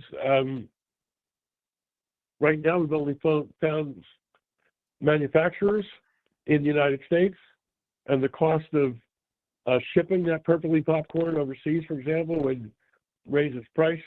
To be able to sell in Europe, we'd have to find a European manufacturer who could meet our very high quality standards. What's really fascinating about, in my mind, about AMC Perfectly Popcorn, people don't necessarily realize this, but we spent almost a full year in flavor testing, both the ready-to-eat popcorn and the microwavable popcorn, because we wanted it to taste as good as the popcorn does in our theaters. And we do buy a much higher grade of popcorn than many other, a much higher grade of corn than other popcorn makers buy.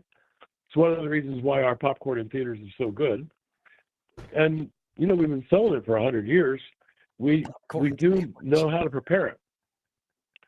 And we tested a whole variety of flavor protocols to make sure the product we were taking to home was just as good as what we serve in the theaters. And the reviews are fabulous in the early weeks. So to take it overseas, even to take it into Canada, we probably have to find a manufacturer who could live up to the high standards of what we're doing at launch here in the U.S. As for shipping the merchandise internationally, I don't see any reason why not. So we're on the case. We don't have it sorted out yet, but it does raise another question. We have a very successful program for AMC shareholders called AMC Investor Connect. We have almost 1 million members of AMC Investor Connect. These are people who self-identified to us that they have owned AMC shares since we launched the program a year and a half back. We've made offer after offer after offer to our U.S. members of AMC Investor Connect.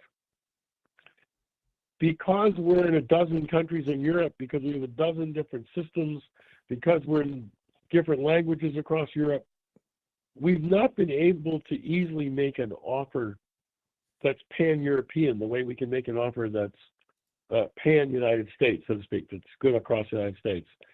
So I think that our European shareholders have taken short shrift in Investor Connect. We communicate with them just as much as we do with the U.S. shareholders, but the offers have been light. And it's a high priority for me in 2023 to come up with ways to make AMC Investor Connect offers to our international shareholders in Canada, in Europe, in the Middle East, where we have theaters. That's very exciting. Thank you. And the next question here is talking about AMC's plans to expand theaters, both in new markets within the U.S. and perhaps in other countries as well. So we do have plans going forward, and it's impressive the plans that we've already implemented. We've done a tremendous amount of work addressing what we call our fleet of theaters since the pandemic hit us in March of 2020. And we've actually closed like 150 of our roughly 1,000 theaters because they were money losers, or because they were in terrible shape on their end of their lease, or some other good reason to close. At the same time, we either acquired or built from scratch 66 new theaters. And interestingly, the 66 new theaters greatly outproduce in profitability the 100 plus that we've closed. We're going to continue to look at our theaters every single year, and if there's dead wood in our fleet of over 900 theaters throughout the world, we'll take them out of our fleet. At the same time, though, we're going to continue to add theaters. And where we've added theaters, we've been very successful. We bought just under half of the ArcLight Pacific Circuit, mostly in California. The Grove Theater and the Americana and Brand Theater, two of the ArcLights, the Pacifics, I guess they were ArcLight Pacific, they were Pacifics, that we picked up. The Grove is routinely in our 5 to 7 most highest grossing theaters in the entire United States. The Americana Brand is routinely in the dozen most highest grossing theaters in the entire United States. We opened a new theater just a couple of months ago at a new Westfield Mall in Topanga, sort of above Malibu. And we shut a nearby theater, it was a mile or two away. It was also in a Westfield Mall. The old Westfield Theater was making no money. The new Westfield Theater, the one at Topanga, it's a beautiful theater, by the way, with an incredible food court that's opening up this week at that mall. that new theater is among the 20 highest grossing theaters for AMC in the United States. And the list goes on and on where we've added theaters. They've done really well. The bow tie theaters that we bought, mostly in Connecticut, it looks like we bought more than half of the bow tie circuit. When you look at the purchase price that we paid, and if you look at the EBITDA in those theaters, it's looking like we acquired those theaters at 3 times current EBITDA. That's a bargain compared to where we currently trade and where movie theaters historically have traded. We think there are any number of opportunities to continue to add theaters into our network that will perform well in our network, that either are built from scratch theaters or come to us from failing circuits who've had difficulty surviving COVID. And at any given time, we're talking to a half a dozen different movie theater chains about possibly acquiring some or a significant number of their theaters and bringing them into AMC on attractive economics. And that's true not only in the U.S., but also internationally in Europe. Terrific. Terrific. Questions here we've all seen in the news. Can you comment on the possible impact of the Hollywood writers' strike on AMC, and particularly the availability of new movies perhaps in 2024? Sure. Look, we're very sympathetic to the real problems that exist for members of the Writers Guild. Streaming has changed the landscape of television. It's changed the economics of what writers earn. We are hopeful that the Hollywood producers and the Writers Guild can work in good faith to craft a solution that's good for all parties. As far as its impact on AMC and the movie industry, if this is a short strike, and when I mean a short strike, I don't mean days, I mean months, its impact will mostly be felt on television programming, because the movies for 23 and 24 have pretty much been written. In many cases, they've already been filmed. And I think only a very prolonged writer's strike would have material impact on the movie theater industry or on AMC. Right. Question here, can you comment on the take-up of the AMC credit card and the sale of AMC branded retail popcorn? What other initiatives are planned? So, we only launched a credit card a couple of weeks ago. We only launched popcorn at home a couple of weeks ago. We've said that sales for the popcorn are brisk. I think we've announced publicly, and we're not, if I didn't, we're not here, that 80,000 people signed up on the wait list to be notified when the AMC credit card is being launched. The AMC cards that have been provisioned at this point are ahead of our expectations. And it's not 80,000, obviously, but the number of cards that have already been provisioned are ahead of our expectations. We're very pleased with those initiatives. As for other new initiatives in the works, there are many. I'll reveal one for the first time today, which I'm particularly excited about. We noticed recently, as a result of the pandemic and the supply chain shortages, that candy manufacturers had increased their price to us by a huge amount. Some candy makers increasing their cost for candy, wholesale candy, as much as 33% in a one-time bump. That got us thinking very hard about our candy. And we realized that we could manufacture a private label brand of candy to very high quality standards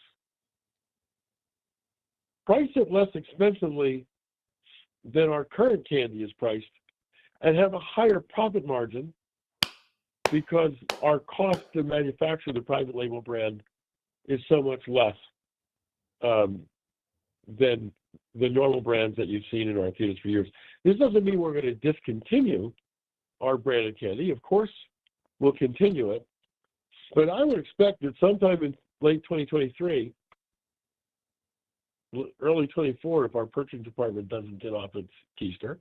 I know, but I'm going to hold out for late 23 so that we can introduce a private label brand of popular candies in our theaters, offer them to consumers at a lower price, and achieve a higher profitability in doing so. I like it. And for the people who want the branded candies, of course, we will showcase them in all their beloved glory too.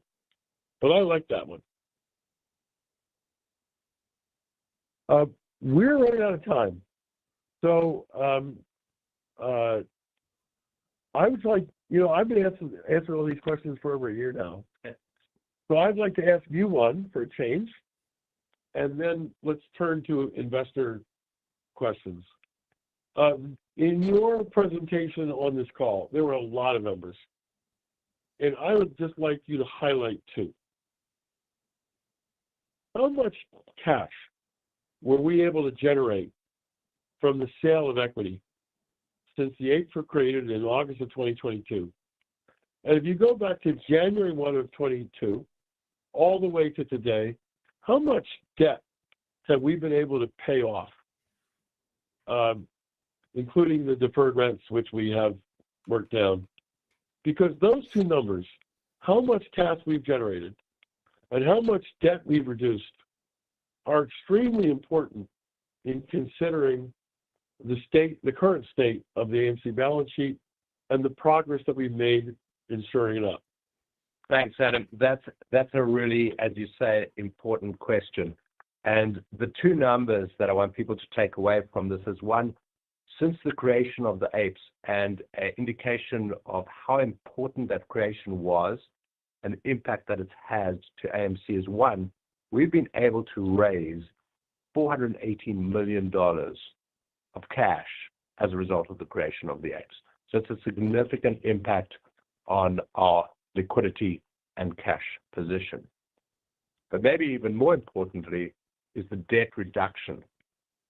And if one goes back to the beginning of 2022 and just look over the last 18 months, we have reduced our debt balance by $620 million. That includes a reduction in deferred rent. That's a significant reduction in our debt. And I think I'll add one more number. You asked for two, but I'll add one more number that I think people don't recognize that well, is that if you look at our net debt, net financial debt position today, as of March 31st, and you compare that to our net debt position just prior to the pandemic, December 31st, 2019, what one sees is actually our net debt is surprisingly less than it was pre-pandemic by more than $440 million. So it's not more, it's less than it was pre-pandemic. So I think that is a real indication of the importance of the equity raises that we have done since the pandemic, and particularly as a result of the creation of the apes. Thank you. Operator, are there any questions from analysts that we should be taking? Yes, sir. We have one question from Eric Walt from R. Riley Securities. Thanks. Good morning, Adam and Sean. Congratulations on the strong results and turning the positive adjusted EBITDA. I want to focus on the structural improvements in the business that you've made over the past few years, given I think that those benefits may not completely be understood. I'm currently projecting that domestic industry box office revenues get back to pre-pandemic levels by 2025, but that attendance will continue to lag that recovery, as you talked about. That recovery is also being fueled by consumers choosing the premium large format screens and driving up average ticket prices. Can you talk about the structural benefits of the expense reductions you've made about the corporate and theater levels, along with the benefit of the higher per patron spending, and if it's possible that AMC could actually return to pre-pandemic profitability, even if attendance remains below pre-pandemic levels? Sure, I'll respond to that. You know, we had no choice. We had to cut costs like crazy. Because if we didn't, we're going to run out of cash. And nobody likes to even think about job loss, but the pandemic forced us to be lean. And if you look at our corporate headquarters, it only has about 2/3 of the people working here today that it had pre-pandemic. If you look at our theaters, the management staff at our theaters is down about 1/3 from the amount of management staff we had prior to the pandemic. We've learned to be more efficient. And interestingly, at the same time, we're paying higher wages. So our film crews are earning a lot more. But there may not be as many of them in the theater at any one time. And I know that so many of those people who work for us work very hard. And they like the fact that whereas we used to be a minimum, often be a minimum wage employer, now we're routinely paying between $10 and $15 an hour, depending upon the market, for the line workers. So, number one, fewer management at headquarters, fewer management in theaters, higher paid but fewer employees in our theaters, and our guest satisfaction scores are all very high. And the leader management team is still running the company just fine. On the revenue side, I guess I'm not supposed to tell you second quarter numbers yet, but I'll just tease that the food and beverage per patron spending in April is higher than what it was in the first quarter. We are killing it in F&B. Slightly higher, by the way. Don't get too excited. But we are killing it in F&B. And our F&B spending per patron pre-pandemic was around $5.60. In the first quarter, it was $7.99. That's up $2.40 per patron, and 85% of that drops to the bottom line. That definitely changes the contribution per patron. And the same is true with ticket price. Our ticket prices have not risen by 20% since pre-pandemic in actual fact.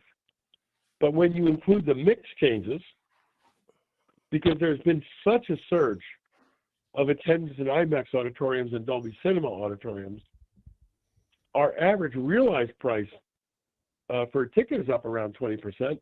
And that, again, that's not raw price increase, that's mix change, where there's our PLF screens, as I talked about in our prepared remarks, our PLF screens are over-indexing like 5- and 6-fold in terms of productivity, and we get a much higher price, which means, again, higher contribution per patron, which, per your question, means that we don't need as many attendees going forward as we needed in the past to generate EBITDA.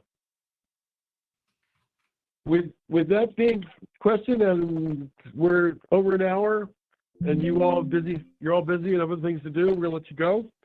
I want to end the call by thanking all of you who care about AMC and reminding you that there is just an incredible array of really great movies that are coming out between now and Christmas of 2023. You should spend a lot of time in movie theaters. If you do, you will be amused and you will be entertained. And as Nicole Kidman says, you'll see dazzling images on a huge silver screen, and you'll see stories that are perfect and powerful, because here at AMC they are. Thank you for joining us today.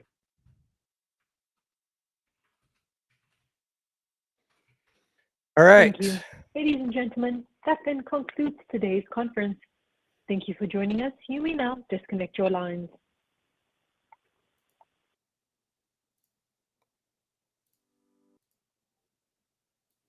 We're at 590 on AMC at the moment, 156 on APE. If you're wondering why, well, I mean, most of us that were reasonable knew that the price was getting run up pre-earnings.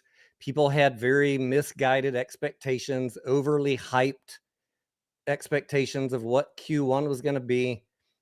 We pretty much nailed it on this channel, almost to the dollar of what total revenue and income versus losses would be. So I think we called it perfectly. No expectations were hyped up on this channel. And that's what happens when the price gets run up.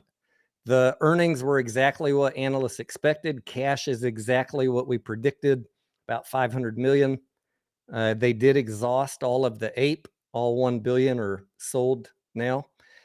And so, yeah, I mean, it's Q1 was what we thought it would be here.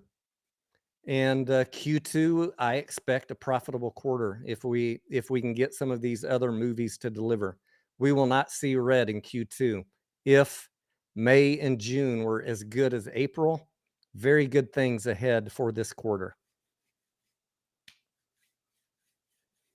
As far as other things that last night we talked about, the briefs were filed in the lawsuit, both the defendant's brief and the plaintiff's brief. AMC laid out its case, why they felt they needed to raise money.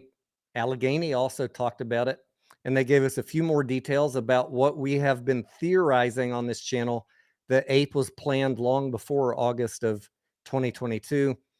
The finance guys at AMC early in 2022 already knew the numbers were not looking good to the end of 2023 and that they would likely need to have extra cash on hand to make it into 2024. They worked with Citigroup financial advisors to come up with a legal way to, considering that common stock shareholders were not going to approve additional shares, they created what they called Operation Popcorn to use the blank check preferred stock, create a preferred stock that they could issue and use as a dilutive tool. It was not a plan to help their hedgy friends out. It was a plan to raise money because they were worried about running out of cash at the end of this year. And we would have run out of cash last year, probably, if it wasn't for APE. So the company's doing what it needs to do not to go bankrupt. It's really that simple. If you don't like that story, just don't watch my channel. There's literally 40 other channels that will tell you all the conspiracy stuff that you want to hear. I'm just not going to tolerate it on this channel. I'm about fundamentals and financials. If you wonder how I can tell you, 6 months ago that Bed Bath & Beyond is going to go bankrupt, or that all of these other trash plays, it's very, very easy to predict these things if you read the financial statements. AMC is in bad shape. They lost $240 million this quarter. Q2 is going to be, it's going to be a pass. We're going to make money in Q2. Q3 and Q4. Q3, I think we'll lose money. Q4, I think we'll be close to break even. If the lawsuit is resolved in July, then bankruptcy concerns are off my worry list. If the lawsuit goes against AMC, I'll probably leave this play, just being blunt, because it becomes very, very difficult for me to know that AMC won't struggle throughout the rest of this year. And if Wall Street, if AMC's ability to raise cash is cut off, we're going to get obliterated. We're literally going to get obliterated by shorts. So that's why they're pushing so hard. Not the good-hearted people on YouTube that don't read financials. I understand they want the short squeeze, but you are going to get absolutely wrecked by shorts if the ability to raise cash on this play is cut off. You're going to get absolutely wrecked.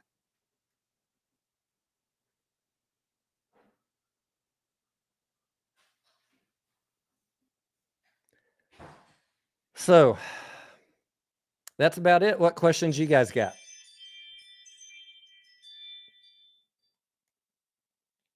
Derek says we're already getting obliterated. Well, I mean, Derek, we are in a play where the company just lost $240 million. of course, shorts are going to be attacking it. You're in a play that the company is losing money and has $5 billion in debt. The shorts are not scared. You got to get this hopium from Reddit out of your mind. Let's be very real and blunt. I know it's not popular for for me to say that, but I'm not here to make friends. I'm here to help you understand why things are happening the way they're happening. We need a catalyst. We need some back-to-back profitable quarters at this point. We're running low on cash. We only have 500 million. That's 2 quarters. If nothing changes, 2 bad quarters and we're out.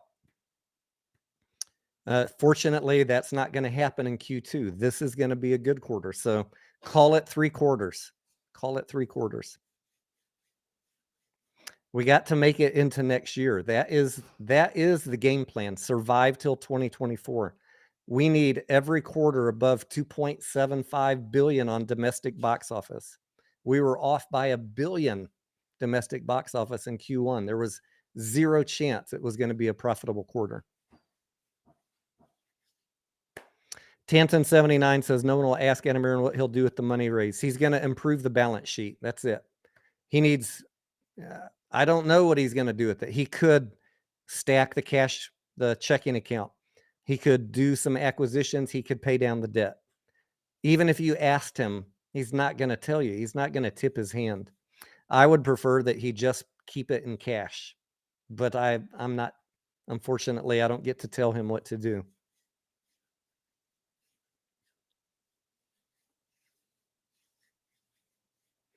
AP says, I can't watch this nonsense. I'll do you the favor, AP, and make sure that you can't comment so that you're not tempted to come back. This is not a channel for weak-minded people.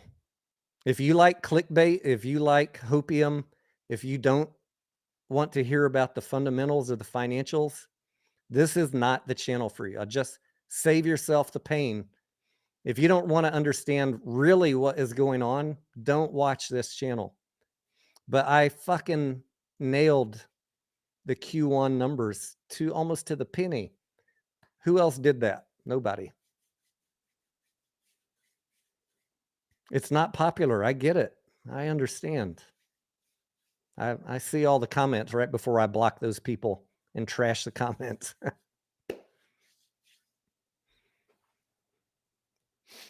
But I don't know what else to say.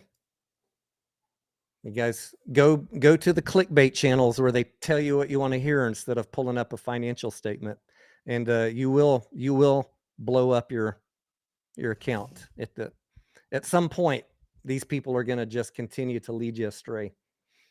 Keep on pushing Zila and Boxed and BBIG and MMTLP and Bed Bath & Beyond. Just go retail. Let's not ever try and understand what's really happening. Let's just listen to somebody that tells me what I want to hear. Ronnie says, you got a big head. All right, Ronnie. Bye. Adios.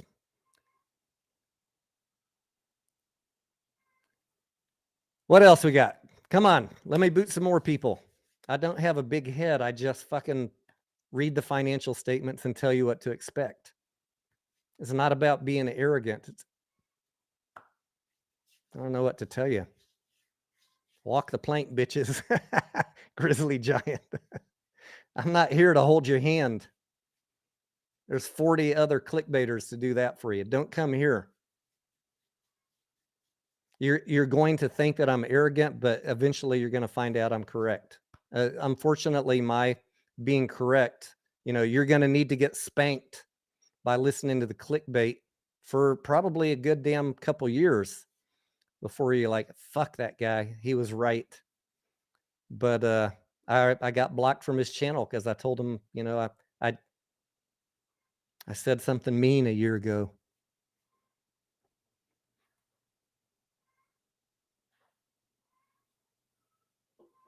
I just blocked those people, guys, because they're never going to want to listen to facts. They're going to just get wrecked and play after play.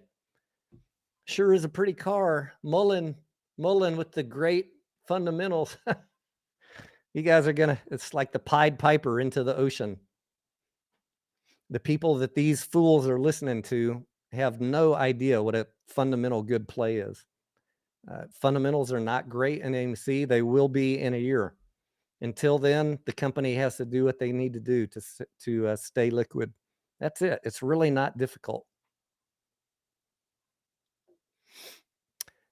Josh, I got all sorts of videos on Highcroft. Go watch them. Get caught up. There's no clickbait on my Highcroft videos. Some of y'all aren't going to like it, but I do have some Highcroft, and my next buy-in is at 25 cents. And we'll probably have a chance to buy it below 25 cents after the reverse split, because Highcroft has no revenue right now. That's the unfortunate situation with Highcroft. No revenue.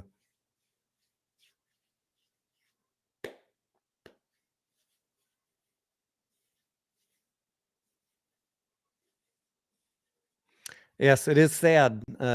Some people think AMC is not going bankrupt because they conflate. I mean, people literally they're looking at April, which is going to be a fantastic Q2. They're looking at April and saying, we're making so much money. How could possibly Q1 be bad? Because it wasn't any better than Q4. Did we lose money in Q4? Yeah, it was very easy to see coming. Puff Bear, thank you. You guys, you guys that are here for real information, you are why I deal with all this bullshit and this nonsense and the trolling and all my little fanboys that clip my content and make their little bullshit videos. I'm here for you, not for them. They can go kick rocks.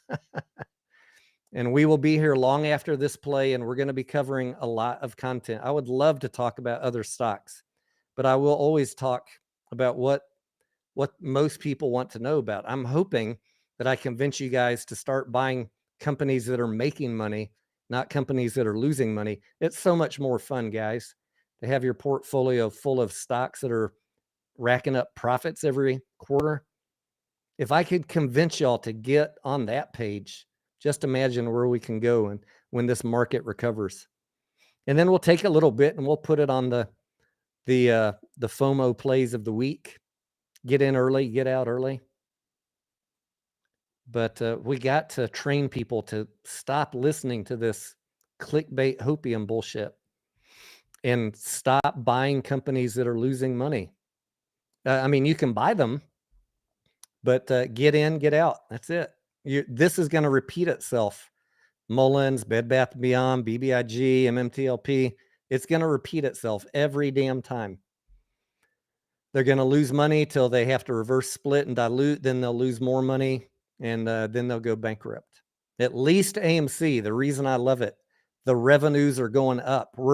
This is the one where you can see demonstrably that the box office and the revenues are improving. I'm pretty sure you're going to see a profitable Q2, and it's moving the right direction. That is the only reason I'm still in this play at this point. It is moving the right direction. Are we out of the woods?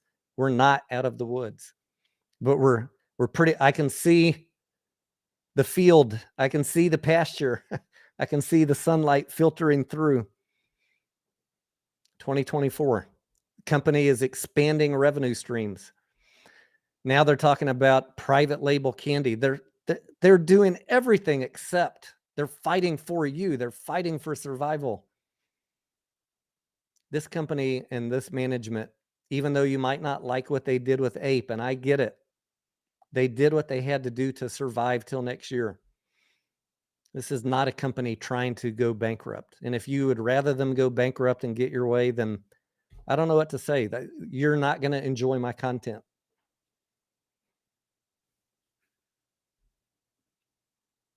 Go see a movie. Go buy some concessions. The number one thing you could do right now to help the company, if you don't want to buy the stock because you're pissed about it, go.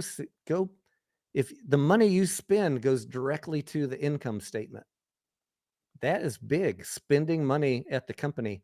And I don't push merchandise. I don't push credit cards. honestly, concessions is the biggest revenue generator in terms of profit margins for AMC. I go spend an obscene amount. I will starve myself for the day when I go see a movie to spend $40 on concessions for one person, 2 beers, appetizer, and some food. Because AMC keeps about 68%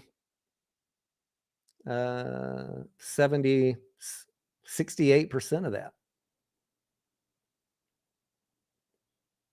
That's huge. And I get it. If you don't have an AMC near you, you're forgiven. But for all of these CEOs and all of these money losing companies, I want you guys to go watch the CEO handbook video I did. Yes, it's a little bit cheeky. It's tongue in cheek. It's comedy. It's raw. It might hurt your feelings. But this is what happens on all of these companies. They're going to leverage every opportunity they have to raise money. And I want you to always be prepared. It's always predictable. If they go bankrupt, Alpha, we all lose. Yes. And AMC is not, look, it's not just retail. There's big institutions that have money in this play also. They are not going to be happy if AMC goes bankrupt. The fiduciary duty is to make sure the company doesn't go bankrupt. That's it. It's really that simple. Everyone loses. It is a breach of fiduciary duty to sit back and do nothing. You might not like that. I get it. You might not like my explanation, but that is the simple facts. Fiduciary duty does not mean to hand you a MOAS. That is some clickbait bullshit. If we get a squeeze, sorry, I try not to use the word MOAS. If we get a squeeze, that will be convenient timing. Because some catalyst came along and the shorts are loaded up and the cost to borrow is high. Hey, I'm right there with you. I hope it happens. I'm in the play right there with you, just in case. But in the meantime, we got to talk about reality. And the reality is always the filings and the financial statements.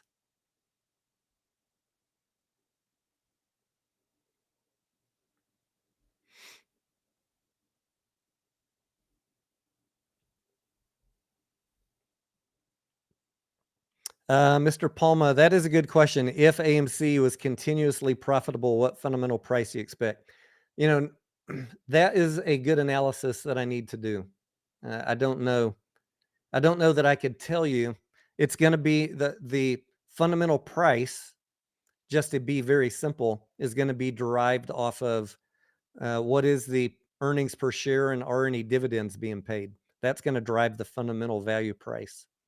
I need to run some models on that before I answer it. It's hard to model what is the fundamental value price of a money losing company. Some of y'all know what I'm talking about, right?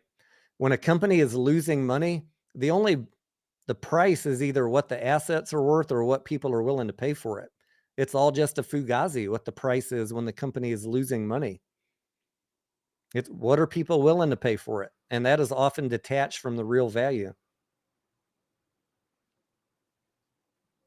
When we get profitable, when we can pay a dividend, it's much easier to calculate what the real value price of the stock is. Candy, I have not done a detailed video on how to break down a balance sheet, but I have 3 videos I want y'all to go watch. They're very short.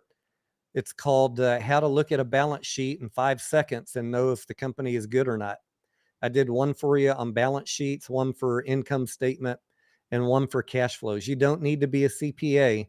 I gave you a couple things to look at. When you guys ask me about tickers and I pull up the income balance and cash flow statements, there's a couple things I look at real quick. Now, to do a deep dive, I read through 100 pages, but you can tell really quick, and you don't need to be a CPA to learn that stuff.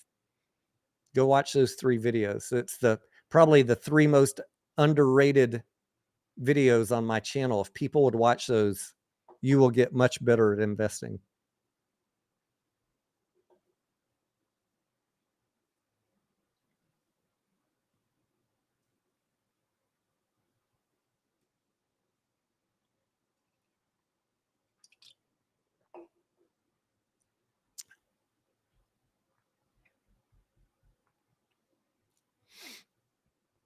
Mentally Disturbed says, the sad thing is if we all walk away, the company will close its doors. Every company needs its backers, guys.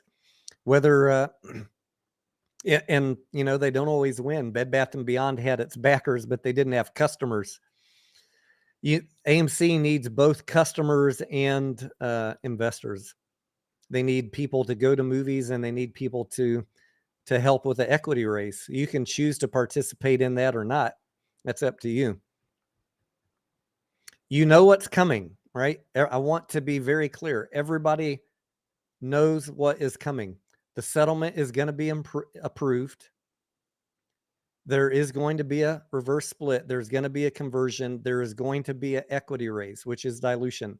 You have 2 months now. You've had 4 months. You know what is coming. I read between the lines. You either are going to support this company or you're not. I'm not here to tell you what to do, but I'm not going to tolerate any nonsense if the price goes down after a dilution of someone saying, you told us it was going to run up. I have never said that QSIP causes a squeeze, reverse split causes a squeeze. Adam Aaron's going to pay off all the debt. No.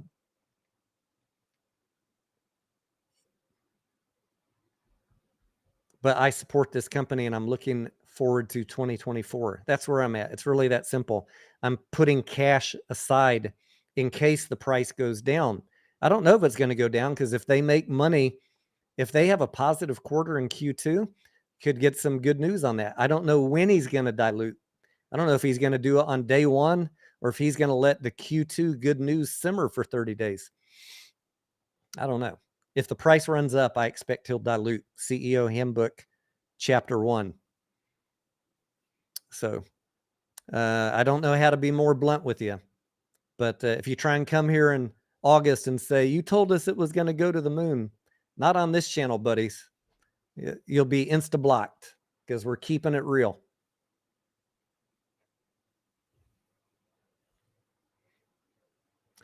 All right, ladies and gents, 576. We're going to probably see a little bit of bleed off because the price got run up this week based on unreal expectations.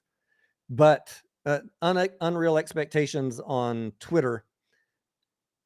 As far as what the company delivered, they delivered exactly what analysts and everybody that was doing real analysis predicted. So I'm pretty happy with it. Is it ideal to lose $240 million? No, but Q2 I think is going to be great. Let's just put up these numbers one last time before we wrap up. This was I have 2 videos. If you're new to the channel, I had one video just covering Q1. We got it almost to the dollar on what was going to happen on today's announcement.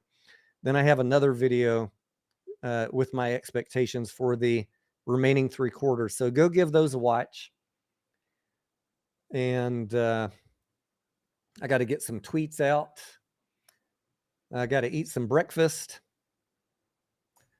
See what folks are saying in the Discord. And let's look at a couple of other tickers here real quick. Cinemark, I think they only lost 3 pennies. They're up 2%. Is that still correct? They're up 1%. I need to go look at their earnings this morning. Bed Bath & Beyond is up 15% at 12 cents. It's just a matter of weeks before they, I think, they have the stalking horse bid thing coming up, and then it's probably going to be all she wrote for retail holders of Bed Bath & Beyond. What else we got here? GameStop this morning is up 1.5%. Mullen is actually up 4%. Good for them. Highcroft is down 4.5%. And that's probably all I wanted to call out. See what other questions you got.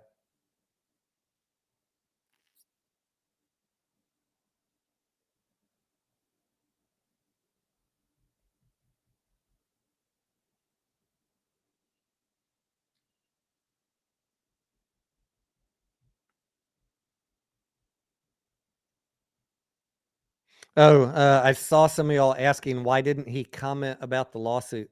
My guess would be he's probably not supposed to be talking about the lawsuit in public. I mean, what more could he say than what he's already said at the meet and greets? The plaintiffs and the defendants have agreed on a settlement, and we're moving towards a settlement hearing. There's really not much more to say. The court has a long history of encouraging settlements and approving them. I fully expect the settlement's going to go through.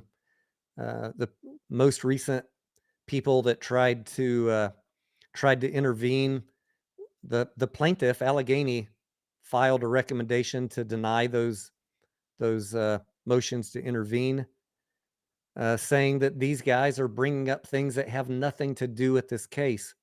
And despite it being unpopular, that's what I've been saying for weeks. Like, you can't bring up something that has nothing to do with this case. That share count and blockchain and all that was not part of anything Allegheny was mad about. They were mad about how Ape was foisted upon investors. And look, I mean, maybe there's an argument to be made there, but it was not illegal. And that's why there's a settlement. If investors were harmed by the creation of Ape and the market cap being run down, you're going to get a payout for your AMC shares. It's that simple. I'm not going to keep on talking about or arguing with people about the lawsuit or the settlement. It is what it is. It's going to be settled. And to the extent that I can provide you some fact-based coverage about whatever filings come up, I will do that. I'm not going to spend the next 60 days arguing with people that have their own agenda. It is what it is. It's going to settle.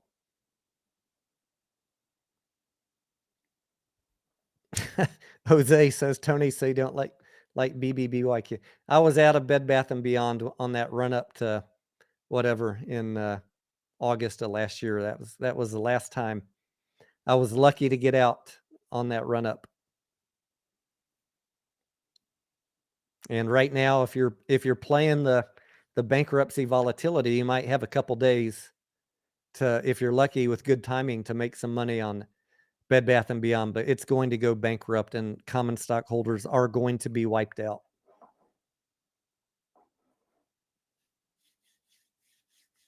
There's a very small possibility that they could get a buyer. And even if they do, from what I'm reading, the liabilities are more than the assets. So the debt holders will get a partial payoff and common stock will probably be wiped out.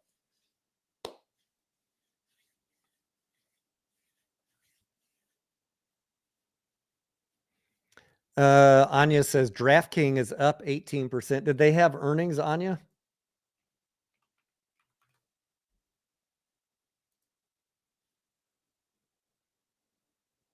Nice. Damn it. We were looking at that one. Someone was asking me about it a week ago.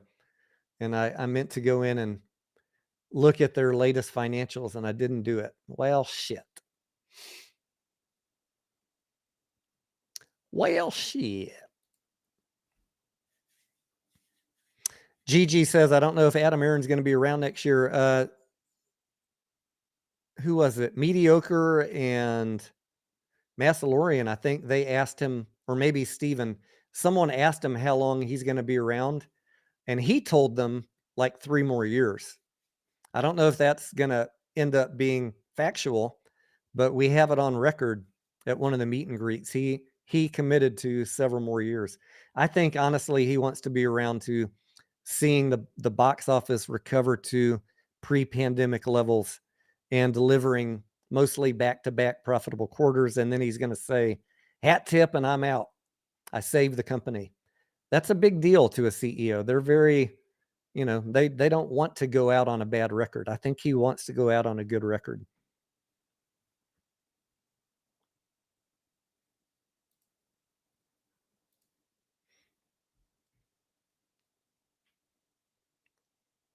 Gigi says Adam Aaron never asked if we wanted ape. They didn't have to, guys. They have blank check preferred stock. Most Delaware incorporated companies have blank check preferred stock. If that's something you're worried about, I'd suggest always reading the go find any prospectus from the company and look for the section called capital stock, and they will tell you if they have blank check preferred stock.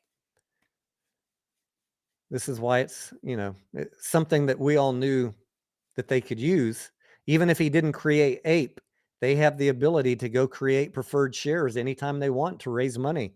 It's important to know this stuff. And anyone who watches my channel, you've known about the preferred stock for years. Not a surprise at all. They don't have to ask you anything with if it was in the original articles of incorporation, it's literally they can create whatever they want with whatever value and voting rights and convertibility, even if they wanted to. They could create a preferred stock where it converts to 1,000 shares of AMC. David Mishery did that. He created a preferred share where one share gave him like 50 million votes. I mean, it's obscene what these companies can do, but it's important for you guys to read and understand that they can do it. They don't need your permission for a lot of stuff. And guess what? Delaware is going to be changing the laws. There's a vote in Delaware in the state legislature to change the Delaware corporate law this year, where they're not even going to need your permission to approve a reverse split. It's going to get worse. So stick with a fact-based channel, and these penny stock pumpers are going to get absolutely wrecked next year because they're not even going to see these reverse splits coming. At least now we have proxies. We know they're coming. It's going to get worse. Going to get worse.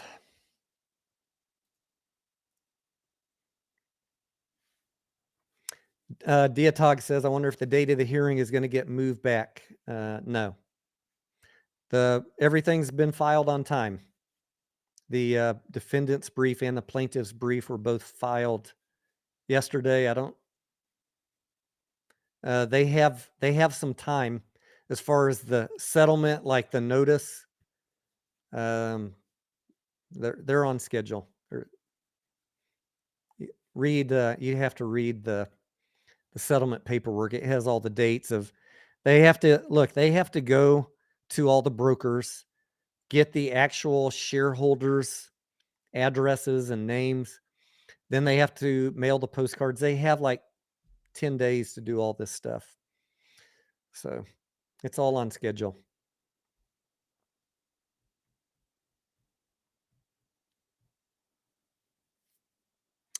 All right, guys. Thank you for hanging out. For those of you that hate me, I get it. I am 10 grit compared to your clickbait hopium buddies. I'm a sour dose of medicine if you're used to only being told what you want to hear, but I'm going to keep it real, and we're going to exactly tell you what is going to happen, and we're not going to be incorrect. Thank you. I love you. I will, we'll be seeing you around for some evening chats and some weekend videos. We'll try and do something fun this weekend if you're bored, and, you know, make good decisions, read some filings, go watch some videos on my channel, get educated. We'll see you on the next one.